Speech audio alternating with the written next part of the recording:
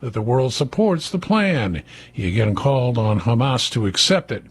In a pre-recorded message to the people attending an event hosted by the Danbury Institute, former President Donald Trump says it's important that Southern Baptists vote in the upcoming presidential election. We have to defend religious liberty, free speech, innocent life, and the heritage and tradition that built America into the greatest nation in the history of the world, but now we are, as you know, a declining nation. The Danbury Institute promotes Judeo-Christian values and wants abortion to be, quote, eradicated entirely.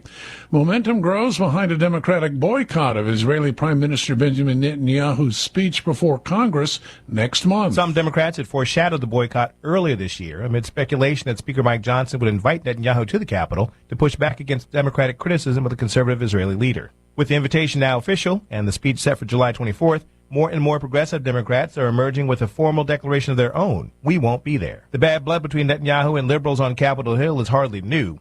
Progressive Democrats have long denounced Netanyahu's conservative policies, including his sharp criticism of the Iran nuclear deal under former President Obama, which led to a boycott of the Prime Minister's last speech to Congress almost a decade ago. 20 minutes One after notable absence from 7 o'clock, Netanyahu's speech in 2015 was then Vice President Joe Biden, who instead of sitting at the dais behind Netanyahu was traveling abroad. This morning, Brittany Bennett in Washington. From Bristol Law Jurors are set to resume deliberations in the criminal case against Hunter Biden over a 2018 gun purchase when prosecutors say President Biden's son was in the throes of a crack cocaine addiction.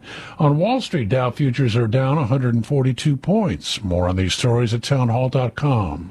The words you are about to hear are taken from letters sent in by members of the Trinity Debt Management Program. Dear Trinity, today I'm making my final credit card payment. Before I came to you, I was in a constant state of anxiety and panic, but now there is hope for my family's financial future. Working with Trinity made me understand that I'm not alone. You really do help people. Your kindness will never be forgotten. Without Trinity's support, I would not have achieved my lifelong goal of becoming debt-free.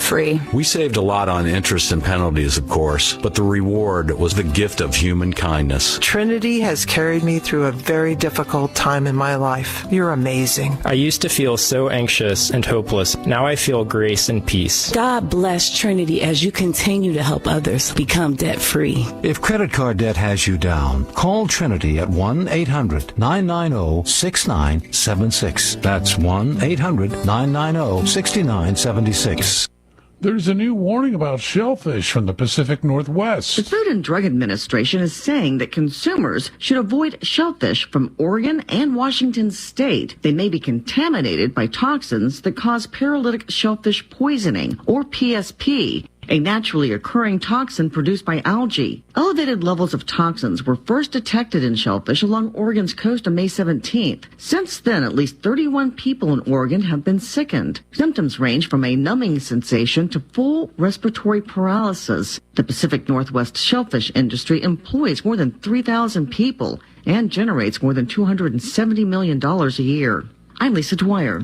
The UN International Organization for Migration says a boat carrying migrants sank off the coast of Yemen, leaving at least 49 people dead and 140 missing. News and analysis at townhall.com. I'm Jeremy House.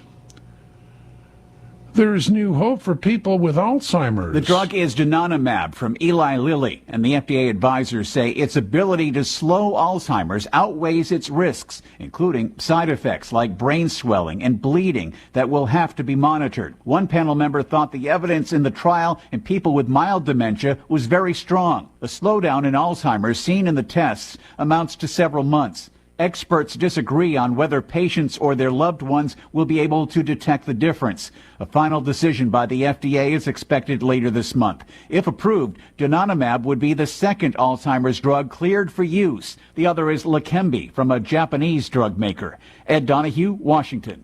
Gas prices are once again on the decline across the U.S. The AAA Motor Club says the national average for gas prices stands at around $3.44 a gallon. More on these stories at townhall.com.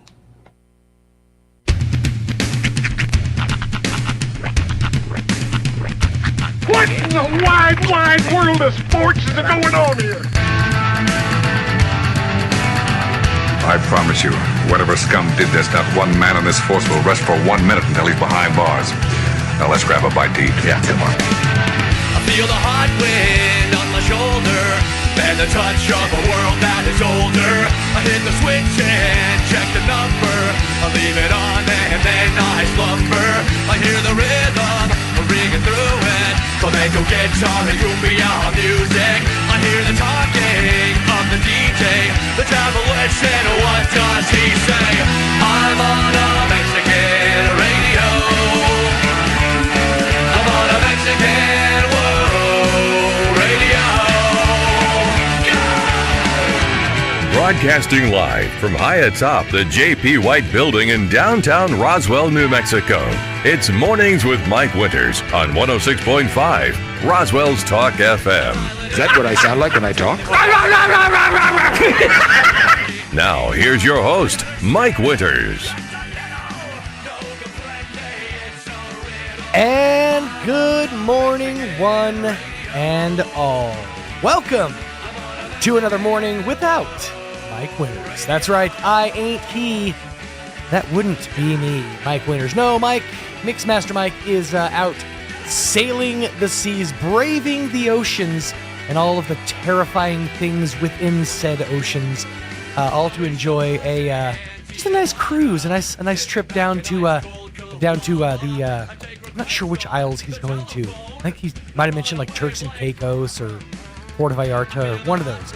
But there's like 4 ports of call all told, and from what I understand from Ms. Kim, all day yesterday and all day today are spent at sea. So he's off braving the seas to enjoy his vacation. I cannot imagine what that must feel like, just to be in this position. I mean, and I've been to the ocean. I've been to the Pacific Ocean like once in my life. But I can't imagine what it feels like to just like stand there and just look out and see nothing. Just nothing. I mean, I know there's a bunch of people on the boat with you, so it's hard to feel lonely. At the same time, it's a cluster of people in like the span of about 2 football fields, I think is what they said most cruise ships are. About 2 football fields long, about half a football field wide, and like 7 stories tall, these cruise ships nowadays. So it's hard to feel lonely when you're surrounded by that much humanity, but at the same time, you're also surrounded by huge manatees and whatever else is in the sea. And that's terrifying. I'm not like afraid of stuff in the ocean. Like sharks I'm not really that big on being afraid of sharks or whatever. It's more just the vastness of nothing. That's it's almost like loneliness is the phobia in this scenario. I just don't want to know that feeling of just looking out and seeing nothing. But again, I'm being a Debbie Downer. I'm sure it's an amazing experience. One of these days, I'm sure I'll have to get on a cruise ship and try it out for myself before I talk so much smack. But Mixmaster Mike off enjoying his vacation. He'll be back inside your radios 1 week from today.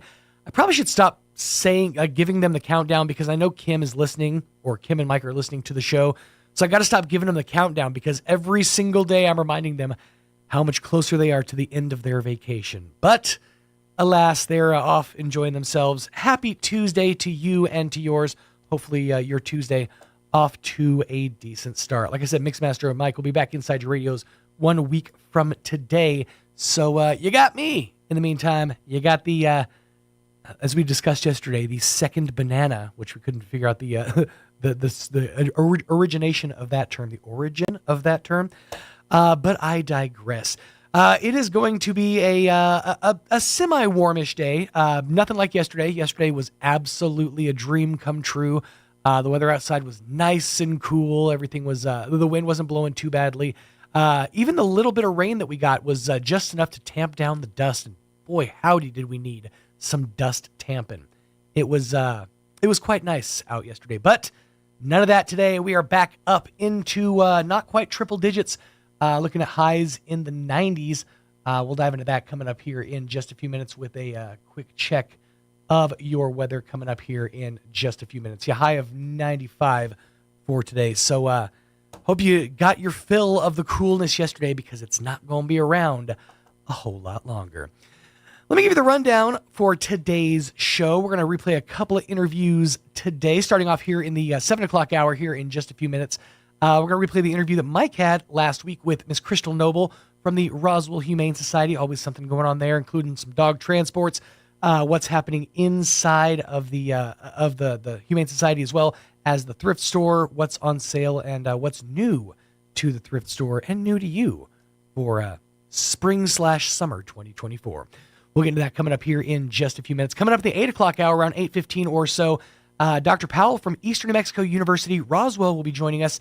It is the summertime season, but obviously it's always the busy season out at ENMU Roswell. So we'll dive into just what's happening on campus and how you can get enrolled for fall 2024. More on that coming up in the 8 o'clock hour.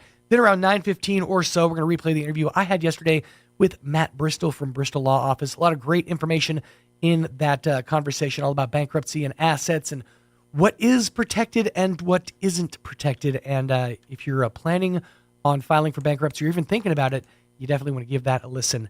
It's going to be a lot of need-to-know info. And we'll get to that coming up in just a bit, about 9:15 or so on this Tuesday morning. Plus your hourly features, which include your Kim Commando update, your Lou Dobbs report, the Sean Hannity update, and whatever else comes across the desk. I actually wrote down Dobbs and couldn't read my own writing. That's pathetic. I have a bone to pick. Now, I know that one of Mike's biggest pet peeves is traffic, or more specifically, traffic that doesn't cooperate with the way he does things. And I understand. Mike has a very regimented driving style. And if you mess that style up, well, you're going to incur the wrath of Mike. But I have encountered something several times over over my adult life, many, many times, but a lot noticeably over the last week or so. When you have more than one person at a four-way stop, now traditionally you let the person to the right of you go first. I'll be the guy that'll flash my lights. Okay? If I flash my lights and say go, just go. Go. No, go. Don't flash your lights back at me and be like, no, you go. We're not having a politeness contest right now, dude. I got to get to work. If I flash my lights, that's the international symbol for go ahead. And then they'll flash their lights back at me like, no, I insist. You go ahead. I sat at a stalemate for a good solid, and it felt like longer.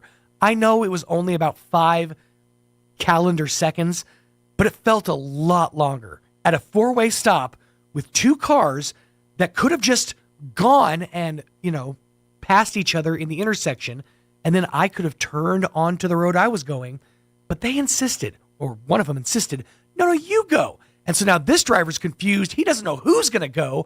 I don't want to go. I'm saying you go. The other thing, I'm on a donut right now. Like as aforementioned, my vehicle is not in the best of shape right now, and one of my tires is a spare. So I'm driving intentionally slowly so as to save my donut as much as possible. So when I say go. I don't want you to be stuck behind Donut Jones over here in my jalopy. So go. You can go as fast as you want on your 4 good tires.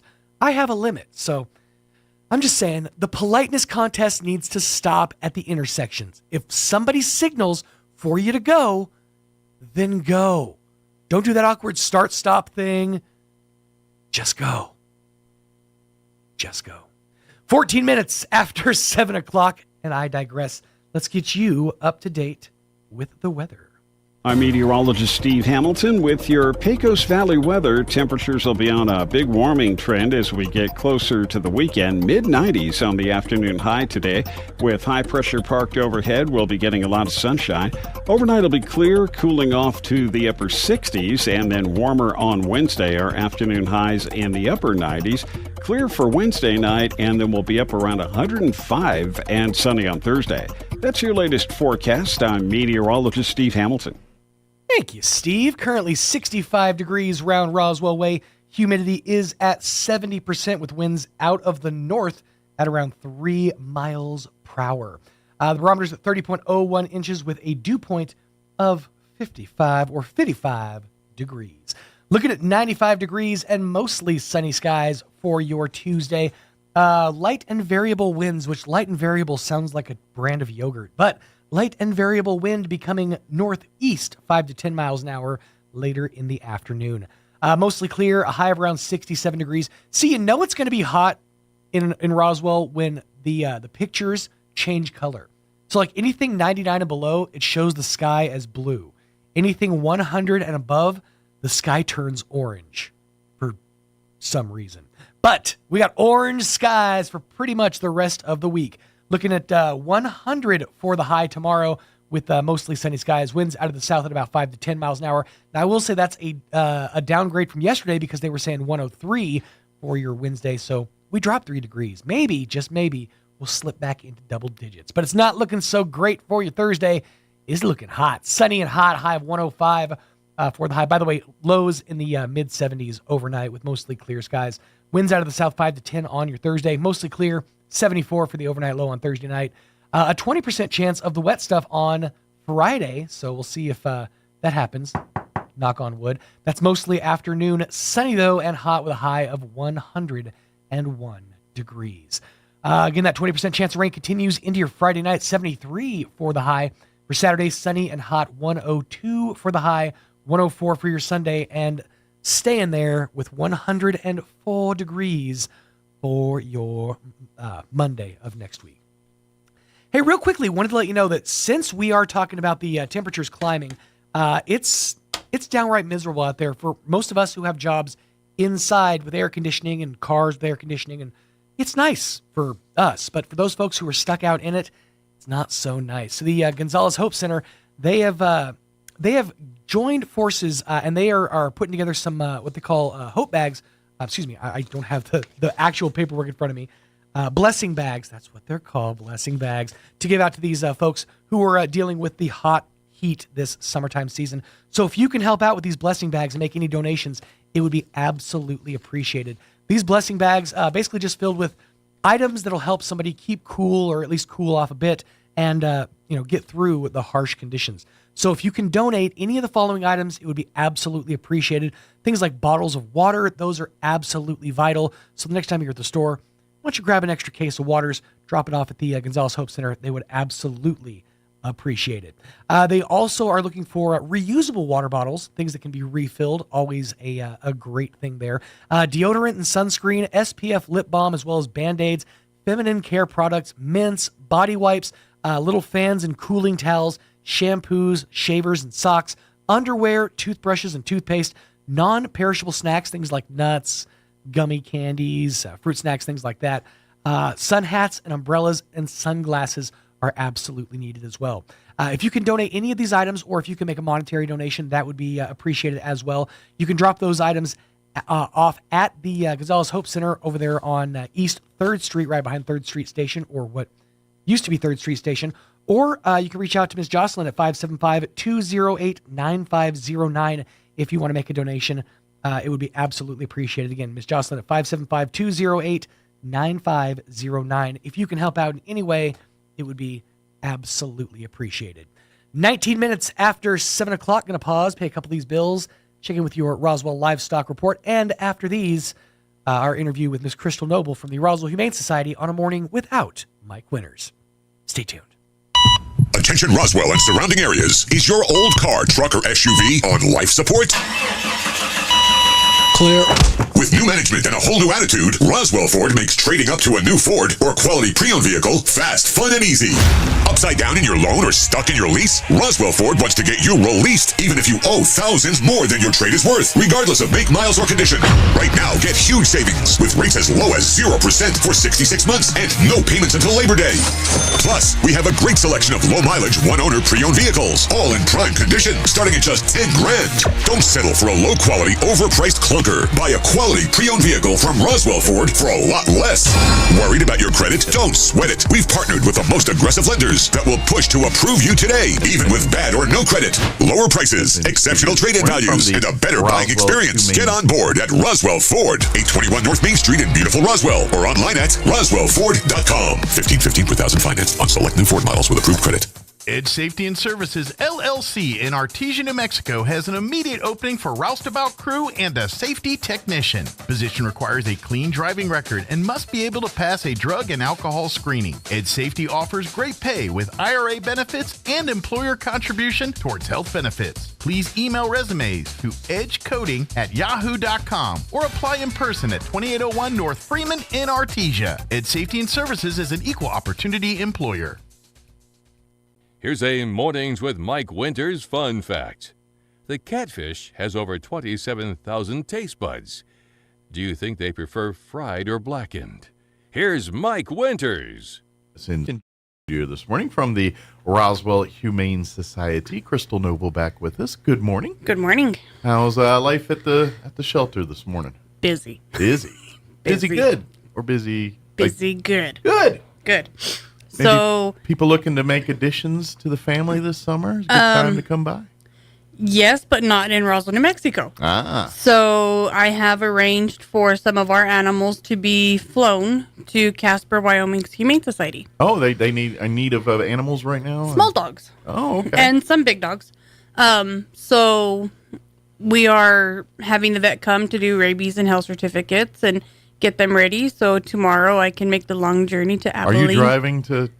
Are you driving to Casper, Wyoming? No. Just to Abilene. Just to Abilene. Okay. Oh, God. So they're kind of doing a chain where someone will meet you in Abilene and take them. They're flying. Oh, okay. Driving them to the airport. Oh, they have like the volunteer. Dog is my co-pilot. Okay. Where all they do is they transport dogs across the United this is States. volunteers that are pilots and stuff that they volunteer and donate their time and resources to fly some of these animals to other parts of the country to find homes. Yeah, it's a great organization. It really is. And so we finally have made a connection with them. So we're getting some of our doggies to go to a cooler place. Nice. Good They're escaping the heat. Yeah. And of course they're staying in the open country and not exactly Wyoming's not. You know what I mean? It's pretty open and desolate like parts of New Mexico is. So, well, hopefully it'll be cooler there. It should be. Yeah. So if we got any they happen to show up here every once in a while, but I don't know why. But if you got any Siberian Huskies in the mix, let's send them up north. Well, and what's really weird is I was talking to the gentleman, and he said that, because I told him, I was like, do you guys do well with Huskies? And he's like, no. He goes, that is like the one breed we have the hardest time placing. Really? I was like, and you have the weather for it. And he goes, we do. Yeah, compared to us, for sure. No. He said that, the climate is better for them, but they're just not popular up there. Yeah. Well, they're working animals. You gotta dedicate to work. Like they gotta run. They gotta have room. They're bred to well. You see the Iditarod races and all. That's what these animals are bred to do is be transport and be to survive that tundra-like atmosphere up there. So, they're not built to be lounging around in hot weather. That's just not what they do. My husband says he's going to Wyoming too. So yes, he is going with me to drive them. Oh, okay. But we're not going to Wyoming. Oh, you might get on the plane. Right. He might be like, zip tie me in one of those dog crates. Yeah, just put me in that crate there next to. It's cooler. Tell you what. He's all, I'll fit. It's a 5-hour flight. I'll fit in with the Husky. Right? I'll just blend in. I can bark. Yeah, you just get in under the fur. You never know. All he's got to do is just brush a Husky for a couple of minutes and then just lay the hair on him. Yeah, part a little nook to climb into, and then he's good to go. But that is great that many animals are going to be getting homes up north here. So that's a good thing. 3 out of the ones that are scheduled to go already have potential adopters waiting for them. And I imagine a few of these furry friends have been there 6+ months or more. Yes. Some, you've even had a few that been there a year or more. I still have Sapphire, who's been there over a year. And that's too long for any animal to be at the shelter. Really is. And the rescue group in Casper, Wyoming is their Humane Society. And so they are working to help me find another resource for larger breed dogs that have been in the shelter for a long time and need, a little bit more help in getting placements. So they're also working on helping us get that kind of connection. Yeah, most people, like when families go to adopt pets and things, they generally want puppies or kittens or, something. And it makes sense, obviously. You want something young so you have it for the next 15, 18, depending on the life of the dog's years. And so the dogs that are 7, 8 years old that are great dogs, they're just not young. They have trouble getting adopted because people, and I get it. You're like, I only got this animal for maybe 5, 6, 8 years. I mean, what, I'm going to get invested in love and then I'm going to lose it. And I get you. It's some of the hardest things I've ever done in my life are dealing with putting down or dealing with the end of life with animals. And it sucks. But think of it in those terms. This dog, if you can provide 5 to 8, 10 years of awesome life, how cool is that? As opposed to that dog who, and usually in cases like this, it's something like the owner dies and the rest of the family can't take over the animal anymore. It's something like especially dogs that have been are older like that. It's usually a scenario where the family, for whatever reason, can't take care of the pet anymore. So it's kind of used to having a home life and things, and now it gets put in shelter life, and no one wants to adopt it because it's an 8-year-old puppy or dog. And they're all puppies. Yeah, they're all puppies. They're all puppies. And so, but that dog is an amazing companion, and somebody that is willing to give it, if it's got 5 years, 10 years, whatever it's got left, to give it that quality of life that it had before. That enriches your life, even if you don't get it for a full 15 or 20 years. You know what I mean? It does, and a lot of people, they're like, oh, well, you can't teach an old dog new tricks. Yes, you can. Sure. Look at my husband. Yeah. They Love learn you. your routine. Okay, if you're trying to teach them to fetch and roll over, you can still teach an old dog new tricks. It doesn't matter. You just have to learn their ways and then learn how to communicate to them. And they will learn your ways too. Right. Especially bigger dogs that are kind of companion type dogs. They're going to find your routine and adjust. They will do that. They will. If you get up at 2 a.m. to do, guess what? They're going to be there at 2 a.m. with you to do that. That's whatever your routine is, the animal will find its way to kind of sink in with your schedule a little bit. That's what they do. Especially, and the beauty of it too is, you get a 6, 7-year-old dog, they don't have to worry about the potty training issues. They're generally calmer.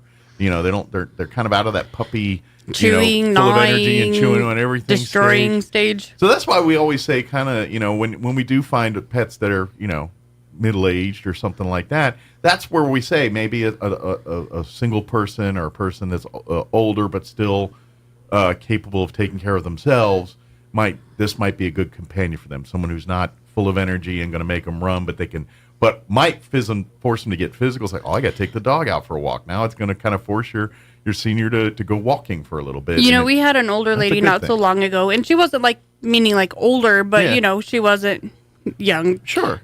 And so she came in and she told me, she goes, I've been without a dog for 3 months. She goes, I've never been without a dog my entire life. She said, and I've gained 15 pounds since I have not had a dog in my life. Because she hasn't walked or done things that the dog kept her She goes, vibrant. I did not realize how much up and down in movement I did when I had a dog. She goes, I need a dog because I need to lose 15 pounds.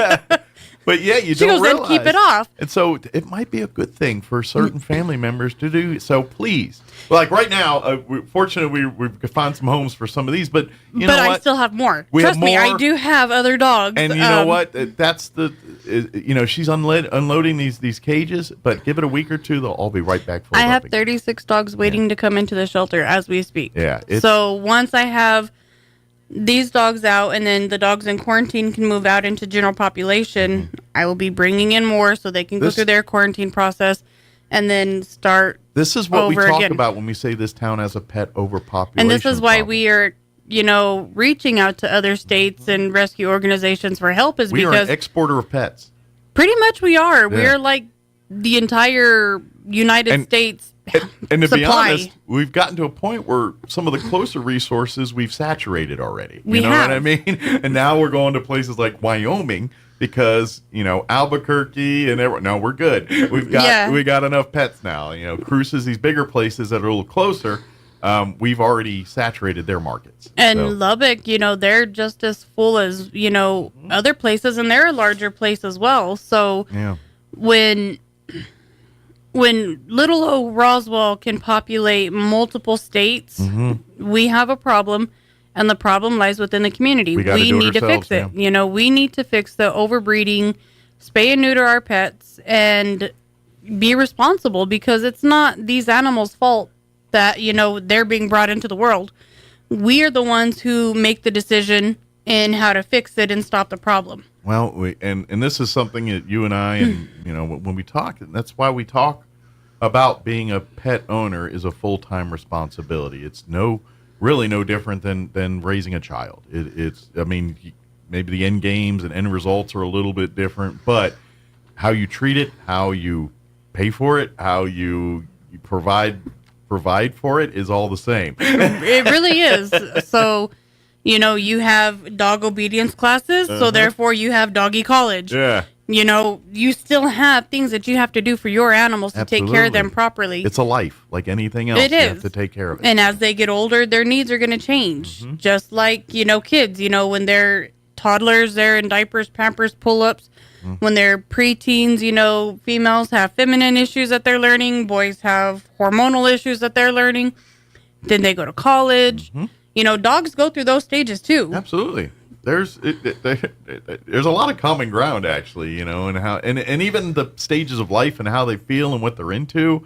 You know, it's just like humans. You know, the younger they're wanting to do, but as they get older, they're kind of content with hanging out, chilling with you, and things like that. But if you're not willing to treat this like a full-time responsibility, then you do not need to be a pet owner. And that's what we're running into is people for a half a minute on a whim think it's a good idea to get a dog or a cat for their kids.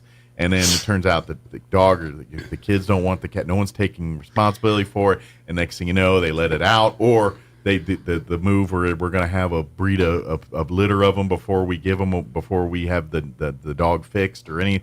All this stuff is just bad ideas, bad decisions. And it really is. And a lot of things that people don't realize, you know, we as adults and parents, we might not have allergies or issues to animals, but you don't know what your children have. And so when you go and you want to get your 6-month-old a puppy or a kitten, they could be allergic to that animal. Sure. And 9 out of 10 times, that's the number one reason we have animals released to us is, oh, we got our baby a kitten or a puppy, and they're allergic. Yeah. So maybe do some research, you know. Find out they can be around pets before you get a pet. Get your kids around pets. Get them involved with pets that aren't living inside your household and see how they react. And quite frankly, you know, I do tend to plan a little bit in my head. If you're living in a household with a baby or a 6-month-old child, you don't need a puppy or a kitten. Maybe that's not the best time to be introducing a brand new puppy or kitten to the household, because quite frankly, they devote a lot of time and attention. Don't eat this, keep them here. This is something you've got to do to train that pet. And if you're already kind of doing that with a baby right now, maybe you ought to wait till the kid's a little bit more independent before you bring a puppy or a kitten into that mix there. Just for your own sanity. Right. And, you know, like having animals with kids is, you know, a wonderful thing for the kids to grow up and be involved with the animals and to have that animal experience through their entire life. But don't start a puppy when you have an infant, or don't start a kitten when you have an infant. If you don't have an animal in the house, wait until that baby is not demanding all of your attention, because babies do demand a lot of attention. Sure. And puppies and kittens need that same amount of attention. Absolutely. And if you already have a baby, you can't split and give it equal. It's not going to work. You're going to choose your child over that animal, and fairly, that's what should happen. And to be honest, you, believe it or not, you're creating jealousy and animosity, and you're setting the table for some of that with your pet. Right. Because pets they're let's face it, needy. Their brain is that of a toddler when it comes to mental capacity and emotions and things like that. You know, so they don't understand that the baby is not independent necessarily, and so that's you know. Obviously, you see stories of dogs that getting that all the time, but those guys, again, these are mature dogs that are probably 6, 7, 8 years old. They're not puppies. Right. You know, they sense the, you know, that you always see like labs and those types of dogs, you know, tend to gravitate and do well around little children, but it's generally when they're older and a little wiser. Not when they're young and rambunctious. Then they kind of they clumsily do things, not with the intent to hurt, but just because they're a ball of energy. They're a ball of energy and aren't really control of all their faculties all the time. Has anybody? Why do you think the whole back end goes crazy when they? The Men in Black movie where Will Smith touches the ball? That's all. Yeah. That is a lab puppy or a young lab or a high energy breed. That is them. Yeah. You got to have that specialty mitt to catch it. Yeah. Yeah. But once but the beauty is later when they get older and next thing you know, they're the best. They're the dogs that they start to almost sense what's going on and can understand around.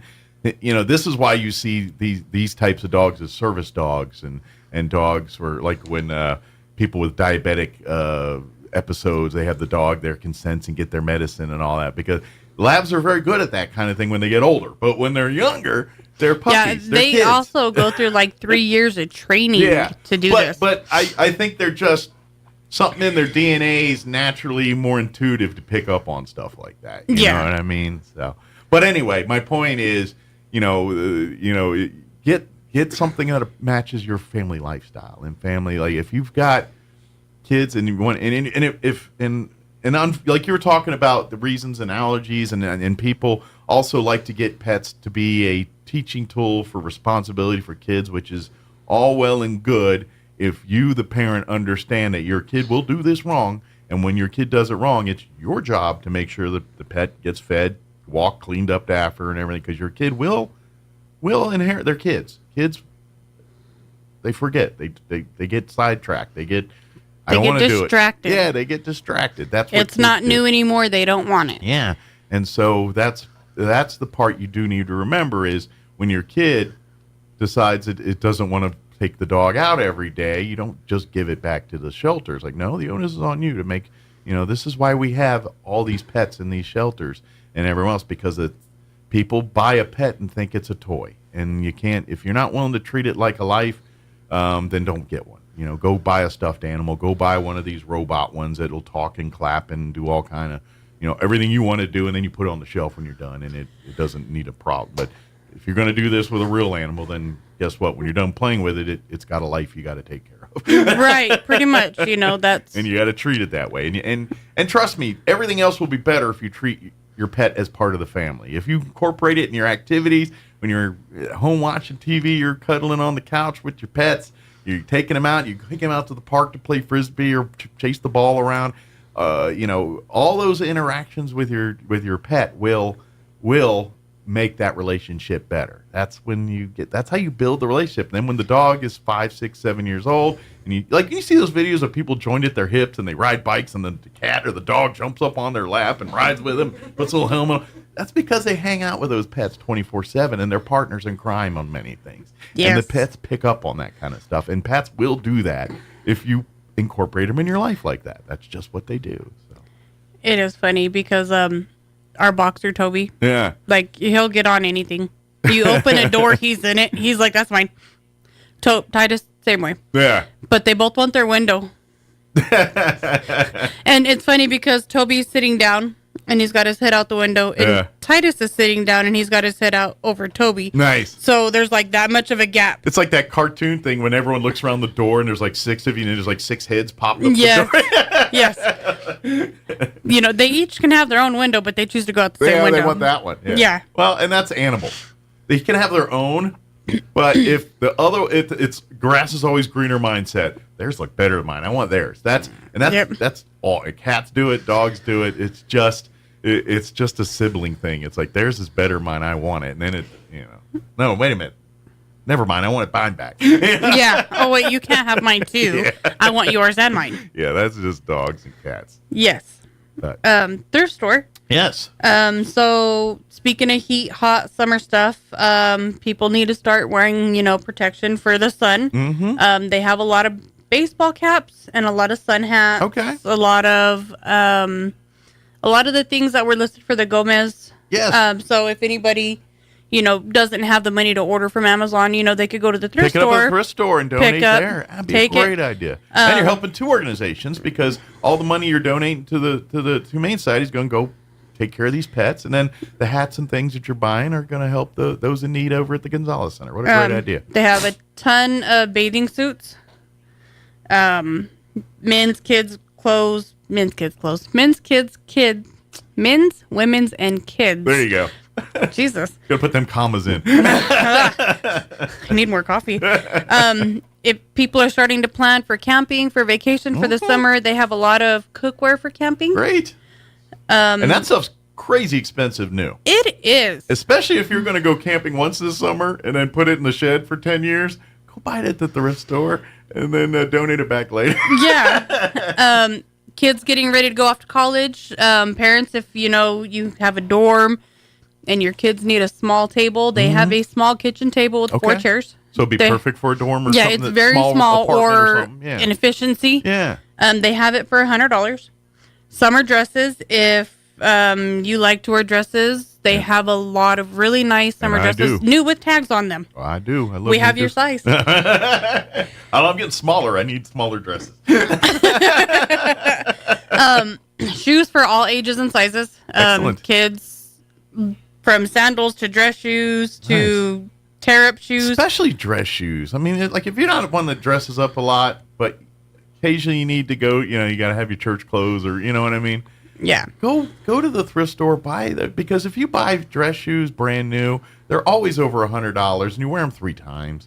So go to the thrift store, pay a third Let of that. somebody pre-break them in for you. And then that way they'll sit in your closet for the 2 times a year you need to wear them. You know what I mean? You didn't pay $200 for them. Right. Saturday, June 15th, all men's clothes and shoes will be half off in honor for Father's Day. Nice. So that'll be next Saturday. Okay, so 1 week from tomorrow. Yeah. Yeah, day after tomorrow. I was thinking it's day third. I'm in vacation mode. I know. Yeah. I'm counting down. Yeah. And so if you want to get your father something for Father's Day and he's somebody who's already got everything of everything and that you think he can use some new shoes or some new clothing, go get him some. It's going to be half off. And dads, a lot of dads They like to wear things until they're holy and they fall off. Yeah. And then you have to force them to be thrown away. I got a little of that in my brain. I've got shoes that they should not be around anymore that I just... My husband has 3 pair. 3? That's not so bad. I've thrown the others. I got a rack full. Yeah, no. Mm-mm. Well, a couple pairs I'm never get. It's like some are my combat boots. And they still can wear them. I will never, ever, ever get He still has his combat boots. Yeah, those I will. You'll probably have to bury me in those because I'm never getting rid of those. But he's got Vans from when he was in high school. I might actually myself. I don't know about from high school. He has. I have a photo of him in the Vans from high school. Yeah, I know I got socks and shirts and maybe a pair of shoes from Air Force days.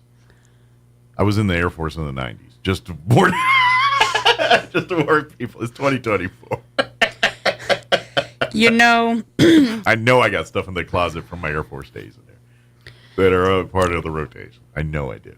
That aren't like uniforms, just shirts and pants that I had at the time, or sneakers.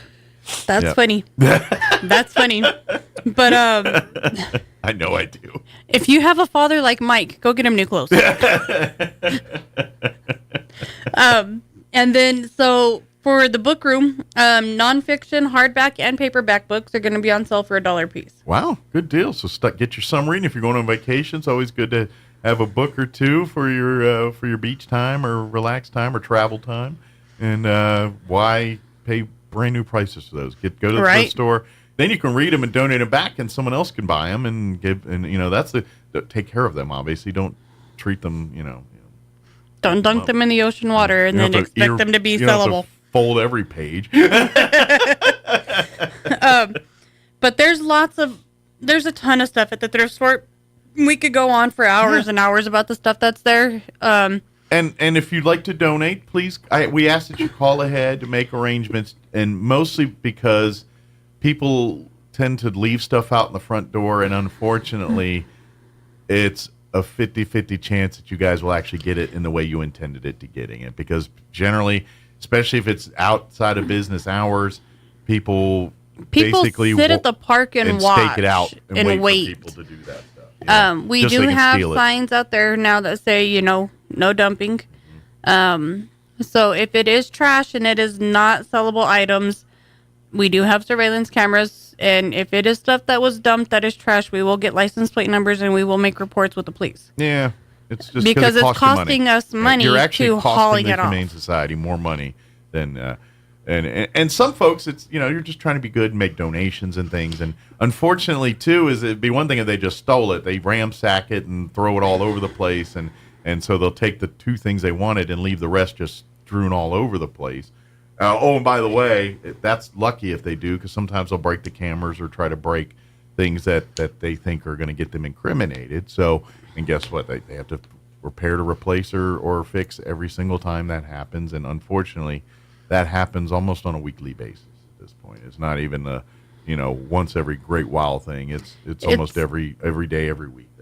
We can, as soon as we leave, we can look at our surveillance cameras from our phones, and not even 10 minutes after we're gone, somebody's there rummaging, trying to see if there's anything that they can take. Mm-hmm. Yeah, it's unfortunate, but so for that reason, we ask, call, and be honest. If it's big stuff, if they can handle it, they'll come and get it. Furniture, they'll make arrangements to get picked up from you and all that. But please work with the Humane Society staff on those donations and things. That way, we can maximize your good intentions the best. So the thrift store is open Wednesday through Saturday, but there is thrift store staff there on Tuesday sorting and cleaning, restocking. So if you need to make a donation on Tuesdays, they are there as well. That might be a good day to talk to them, because they're not necessarily running the store. They're just getting it ready for Wednesday. Yes. Gotcha. So if you need to make donations or you want to schedule a pickup, they can do them Tuesday through Saturday, weather permitting, obviously. Sure. And just call ahead and make arrangements, because it is detrimental to the shelter for everything that comes out that we have to spend extra. It takes away from us caring for the animals and the things for we need. Every hour, or every minute you spend having to fix cameras and clean up messes, that's one less minute of taking care of the animals' needs. And because the workers and volunteers that come to the Humane Society don't just go there and stand around and stare at the walls for 8 hours and come home. No. Those animals need constant care and need. Whether it's cleaning cages or feeding and cleaning out the litter boxes and all that, or being a human being with these animals and giving them love and treating them like the pets, the adorable pets that they are. And, in their worst environment that many of them have probably been in for this in their lives, And so that's what they're doing and at the end of the day, that's what they're there for. They're there to get these animals ready to find their forever home. And so they need those humans in there loving on them and taking care of their needs and feeding them and cleaning them. And when you take it away, so they got to clean up the parking lot because it's strewn with old clothes and trash, then they can't be in there taking care of what these animals need to get done. So that's, you really are. And by the way, you're costing money, because every time they got to take trash out to the landfill, it costs them money. So when you dump off your stuff and they got to take it out, they got to pay for that stuff. So it's that's why they're a little bit stringent on, donate. We love the donations, and thank you to people that make these donations, because it keeps the doors open. It really does. But if you don't mind, work with the staff a little bit. Let them, give them a little leeway. Can you hold on to it for a week before we come get it? Things like that, just so we can ensure that your donation. If you're planning on a yard sale and you want to donate leftover items, call in advance. Yeah. Don't call the day of the yard sale, because unfortunately they might already have pickups already scheduled for that day. And it's Saturday. And there's not a lot be going able on to Saturday. Generally, integrate. Yard sales are on Saturday, so yeah. Yeah. So a lot of people, and there's a lot going on there, and they just may not have time to do that. So yeah, pre-planning and say, hey, I'm having a yard sale this weekend. Maybe next Monday or Tuesday, I might have some stuff to give you. Can we make arrangements to do that? I don't know yet. Depends on how much sells. They'll be happy to work with you. Yeah, just call, schedule ahead of time. Scheduling is the best thing. It makes it easier on both parties. Absolutely. To be able to get it done quickly, smoothly. And that way you get, but that you truly are making a difference here, because thank you so much for considering the Humane Society first. I mean, the fact that that you took time to say, you know what, I've got some couches or I've got some clothing or whatever. I think the Humane Society, thank you for considering, because that's how this thing keeps going. But all we're asking is be a little patient, give us a little bit of working knowledge here, and help us so that we can maximize your donation and maximize the benefit for these animals in the shelter. Yes. That's all. At the end of the day, it's all for that, to make sure whatever's the best scenario for those cats and dogs in that shelter, that's the direction they're going to go in. So, because that's what we're here for. You know, if they're not here, there's no Humane Society. Pretty much, yeah. No animals, no shelter. Exactly. So, but that being said, if you're looking for shopping opportunities, please come down. Yes. Like I said, we got great deals on great stuff that would be great for dorms and apartments and things like that. And check back every week. Wednesday's new stuff day. You know, they're closed on Tuesdays and Mondays for restocking, resupplying, and all that. But Wednesday at 10 a.m. is we always call it the 10 o'clock club. It's the folks that they're there at 9:59 every Wednesday waiting for doors to open so they can see the new items on the shelf here. You don't have to be that vigilant. You can if you want to, but by all means, come back weekly and check out, because every week is a different experience in there. I walk over there sometimes 2-3 times in a day, you know, going over to talk to Camille or going over to get bedding for the animals or something. And I still don't see everything all at once. Terry will be like, hey, did you see this? And I'm like, no, I just walked right by that. I didn't see it. And they know Crystal's a mark, so they're going to point it out to her. She's like, hey, Crystal, come check this out. Yeah. Yeah. She's a mark. I am. She's one of their best customers. I am. I bought a new purse yesterday. Right? I mean, hey, and by the way, I'm just saying, if you want to volunteer, there is perks to that. If you kind of have that thing and you volunteer, maybe you get first dibs on some person. I'm just saying. Yeah. It could, you know, one fall in your lap kind of, you know, I'm just saying there's perks for helping out. Like a free stuff, but, you know, first cracks at things to buy. Like, hey, I would like to buy that. Can I set that aside? Exactly. You know, yeah. Something you know will be very popular when it hits the shelves. You know, there's perks to being a volunteer and helping. There are. Sometimes you get first crack at the first selection of some of the new stuff here. So. There are. But anyway, please, that's all great too. And another way you can help out and support is become a member. Yes. Anything in your pets, your kids, grandma, grandpa, the whole family can all become members of the Humane Society, and your membership fees, again, go right back to paying for vet bills and litter and food and all the things that these animals need to thrive and keep alive and loving until they find their permanent homes here. So come shop, come be a member. If you go to roswellhumane.org, that is the official website of the Roswell Humane Society. At the website, you can see every single pet that is currently home at the Humane Society. If you do see not available next to the photo there, that pet is in quarantine. It is still looking for a home, but it's either new to the shelter and is waiting for vaccinations, or it's in quarantine while they make sure it doesn't have any communicable diseases that might affect the rest of the population, or maybe it's too small weight-wise, it's too young, not heavy enough to be adopted yet, so they're nursing and getting the pet ready until it grows big enough to be a part of your family. So if you see not available, but you're like, ooh, I love that, please check back. Send a message. There's, contact us right on the website. Absolutely. But if the pet is adopted, it's just removed from the website. Yes. So if you don't see the pet there anymore, it found a home. That's the idea is all those pictures go disappear. So if you see pets and you do see they're not available, just call the Humane Society. Say, hey, what's going on with Scruffy here? I really love that. How long is Scruffy going to be in? That's your go-to name, isn't it? Scruffy. Everybody's Scruffy. Everybody's Scruffy or Fido or whatever. But you know what I mean? And so you can do all that. And to be honest, and we've said it before, this is an indicator to the staff that said, oh, this is probably like if you're calling every day checking in on this animal, odds are pretty good you're loving and this animal is going to go to a place that it will be well taken care of. And so those are great indicators. Now, and I always say, remember, there are different requirements to adopt from the Humane Society versus animal control.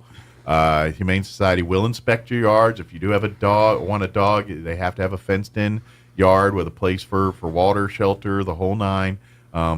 Indoor access preferably, but making sure that cats have to be indoor cats. They cannot be alley cats or barn cats or any of that. Every single pet that is adopted out of the Humane Society or animal control will be microchipped before and sent to the vet of your choosing for spaying or neutering if the pet is not already spayed or neutered. But it'll go to a vet anyway to get microchipped.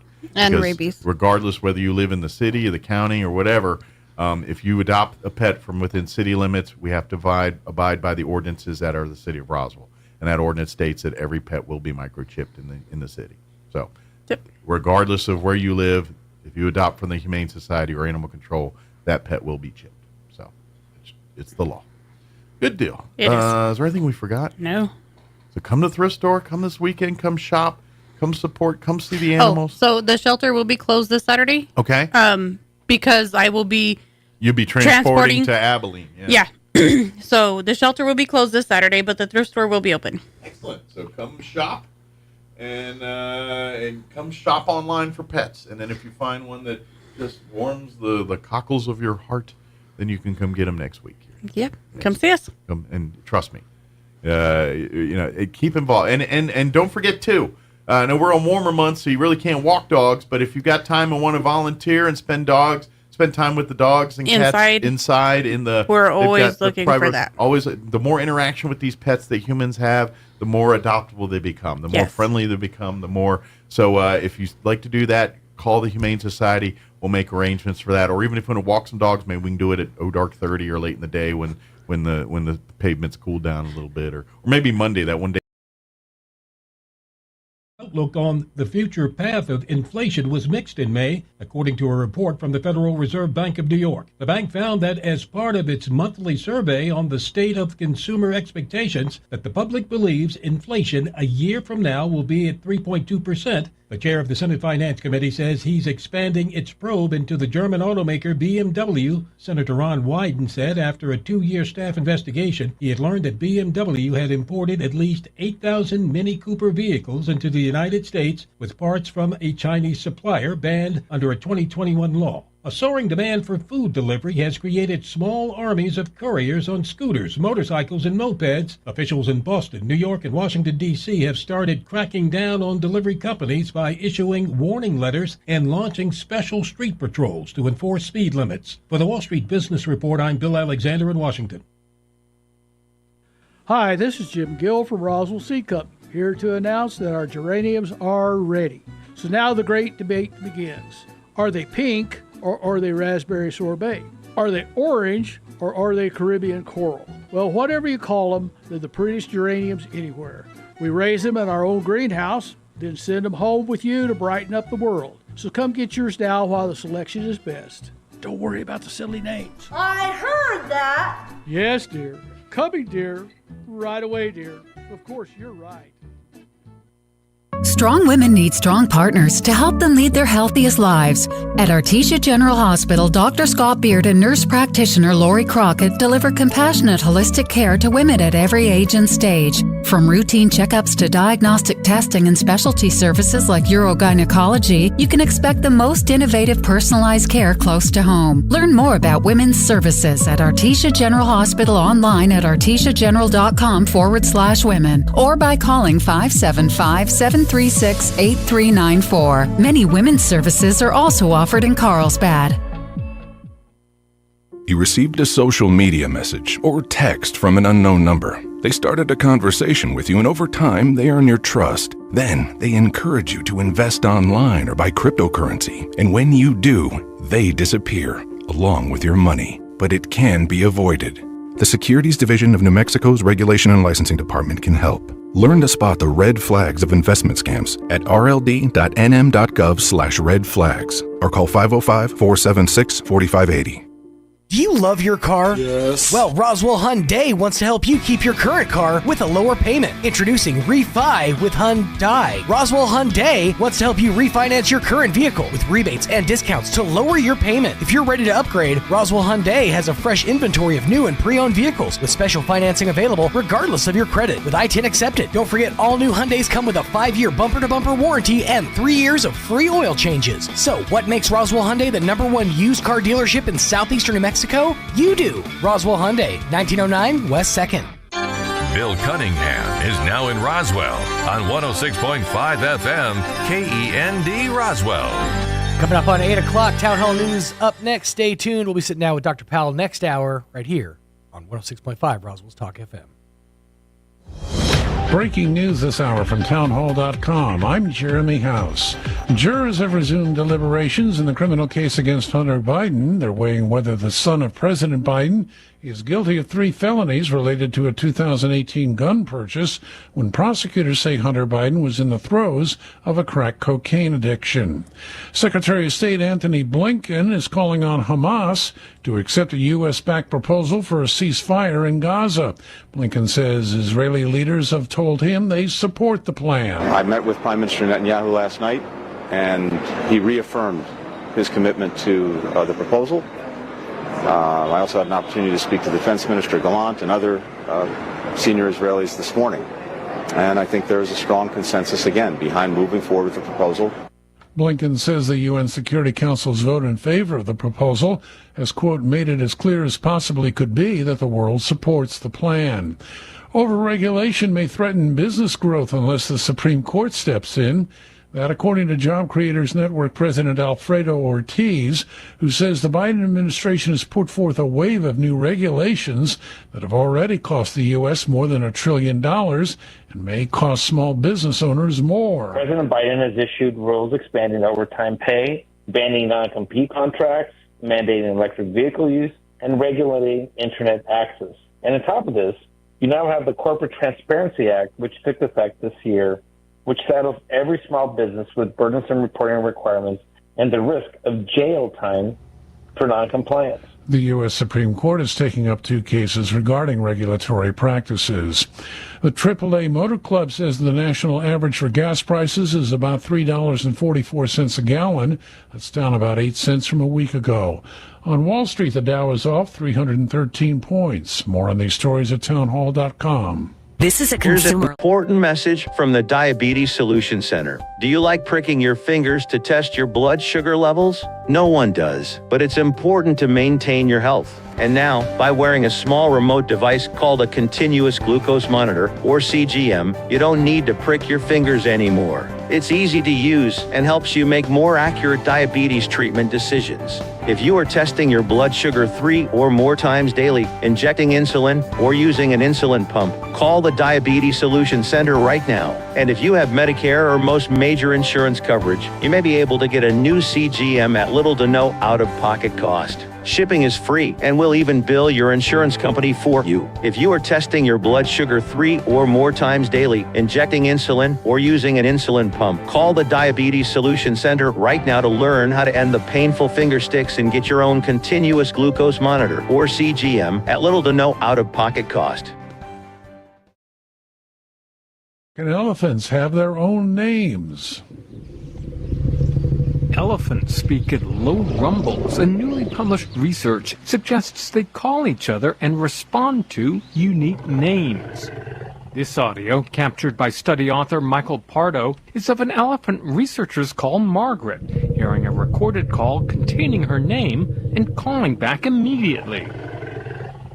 Colorado State's George Whittemire, a study co-author, says elephants will often respond en masse to a call from the matriarch. And then other times she gives seemingly a very similar call, but nobody will react to the call except for a single elephant. I'm Ben Thomas. Chinese police say a suspect is in custody in a stabbing attack on 4 instructors from Iowa's Cornell College who were teaching at a Chinese university in the northeast city of Jilin. News and analysis at townhall.com. More heat appears to be headed to parts of Arizona and Nevada. The National Weather Service says an excessive heat watch is in effect Tuesday through Thursday for the Phoenix metro area plus other portions of south central and northwest Arizona. Temperatures could reach 111 degrees Fahrenheit or higher during that span. Last Thursday, Phoenix hit 110 degrees for the first time this year with a record-setting high of 113 degrees. Dangerously hot conditions are being forecast for central Las Vegas, with highs ranging from 108 degrees Tuesday and 111 degrees Wednesday. John Scott reporting. Apple has jumped into the race to bring generative artificial intelligence to the masses. During its Worldwide Developers Conference, the tech giant spotlighted a slew of features designed to soup up the iPhone, iPad, and Mac. More on these stories at townhall.com. I'm Jeremy House.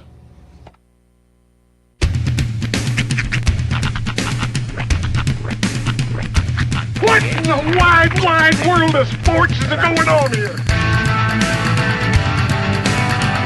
I promise you, whatever scum did this, not one man on this force will rest for 1 minute until he's behind bars.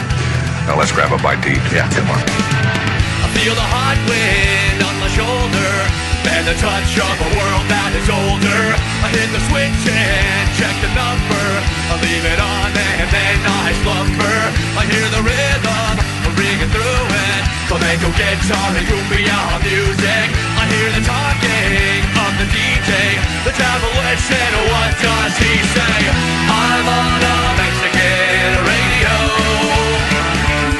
I'm on a Mexican radio. Broadcasting live from high atop the J.P. White Building in downtown Roswell, New Mexico. It's Mornings with Mike Winters on 106.5 Roswell's Talk FM. Is that what I sound like when I talk? Now, here's your host, Mike Winters.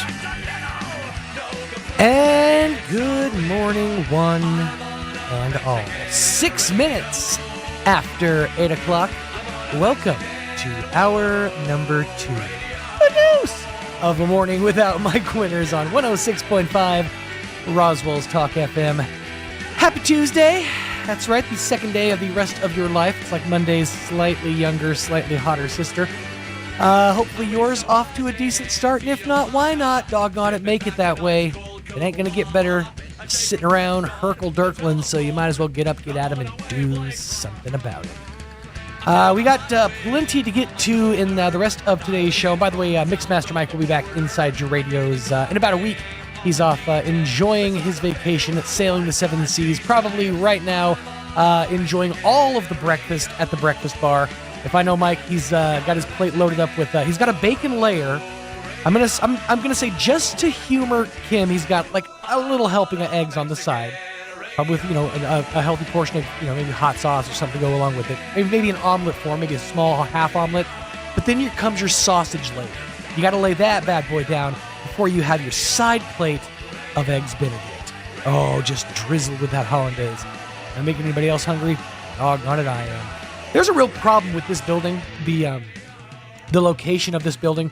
See, most of my career in radio has been in facilities that were out of town. I had to commute to get to them, and they were outside of city limits. Usually that's because that's where the towers are, that's where the clear sky is, and that's where you can get better reception, generally speaking. But being downtown, you're privy to a lot of sights and a lot of smells. And some of them aren't great, I'm going to admit. Working or parking in the back alley next to the trash can does produce its own interesting bouquet, so to speak. But then, every so often, just as you're walking down that alleyway, it sort of forms into a wind tunnel. And the wind that it's blowing is coming from the amazing Martine's Capital Cafe, if I can just give a quick free plug. But that's right down the alley from us. And especially at breakfast time, man, it is tough to go if you have to get something from your car, or if you're heading into the work, just the smell of the tortilla chips that are cooking up, probably some huevos rancheros, maybe some green chili stew getting fixed up, and it's intoxicating. And it drives a bloke nuts, if you will. So hopefully you're not dealing with interesting smells this morning. But if you are, hey, embrace them. These are the sense memories that we build. I always joke that there are certain places that I can walk into and the smell will immediately take me back to like second grade at elementary school. Specifically, and there's one smell that is, universal. And it is generationally universal because it smelled exactly the same way when I was a kid as it does when I'm taking my kids to the Scholastic Book Fair. I don't know if like the book fair kit that the schools get comes with like a candle that's like book fair smell, but they nail it. It's universal. And I grew up in Oklahoma, so this crosses state lines. This crosses barriers. Obviously, it's still Scholastic, but every time I've ever been into a book fair, it smells exactly the same. And that's one of those serious sense memories. But I digress. Let me give you the rundown for this hour of the program. Coming up here in just a few minutes, we'll get you up to date with the weather. And by the way, hot, but not quite the scorcher we've had for most of the late spring into early summertime season. Then coming up around 8:15 or so, we have scheduled Dr. Powell from Eastern New Mexico University, Roswell.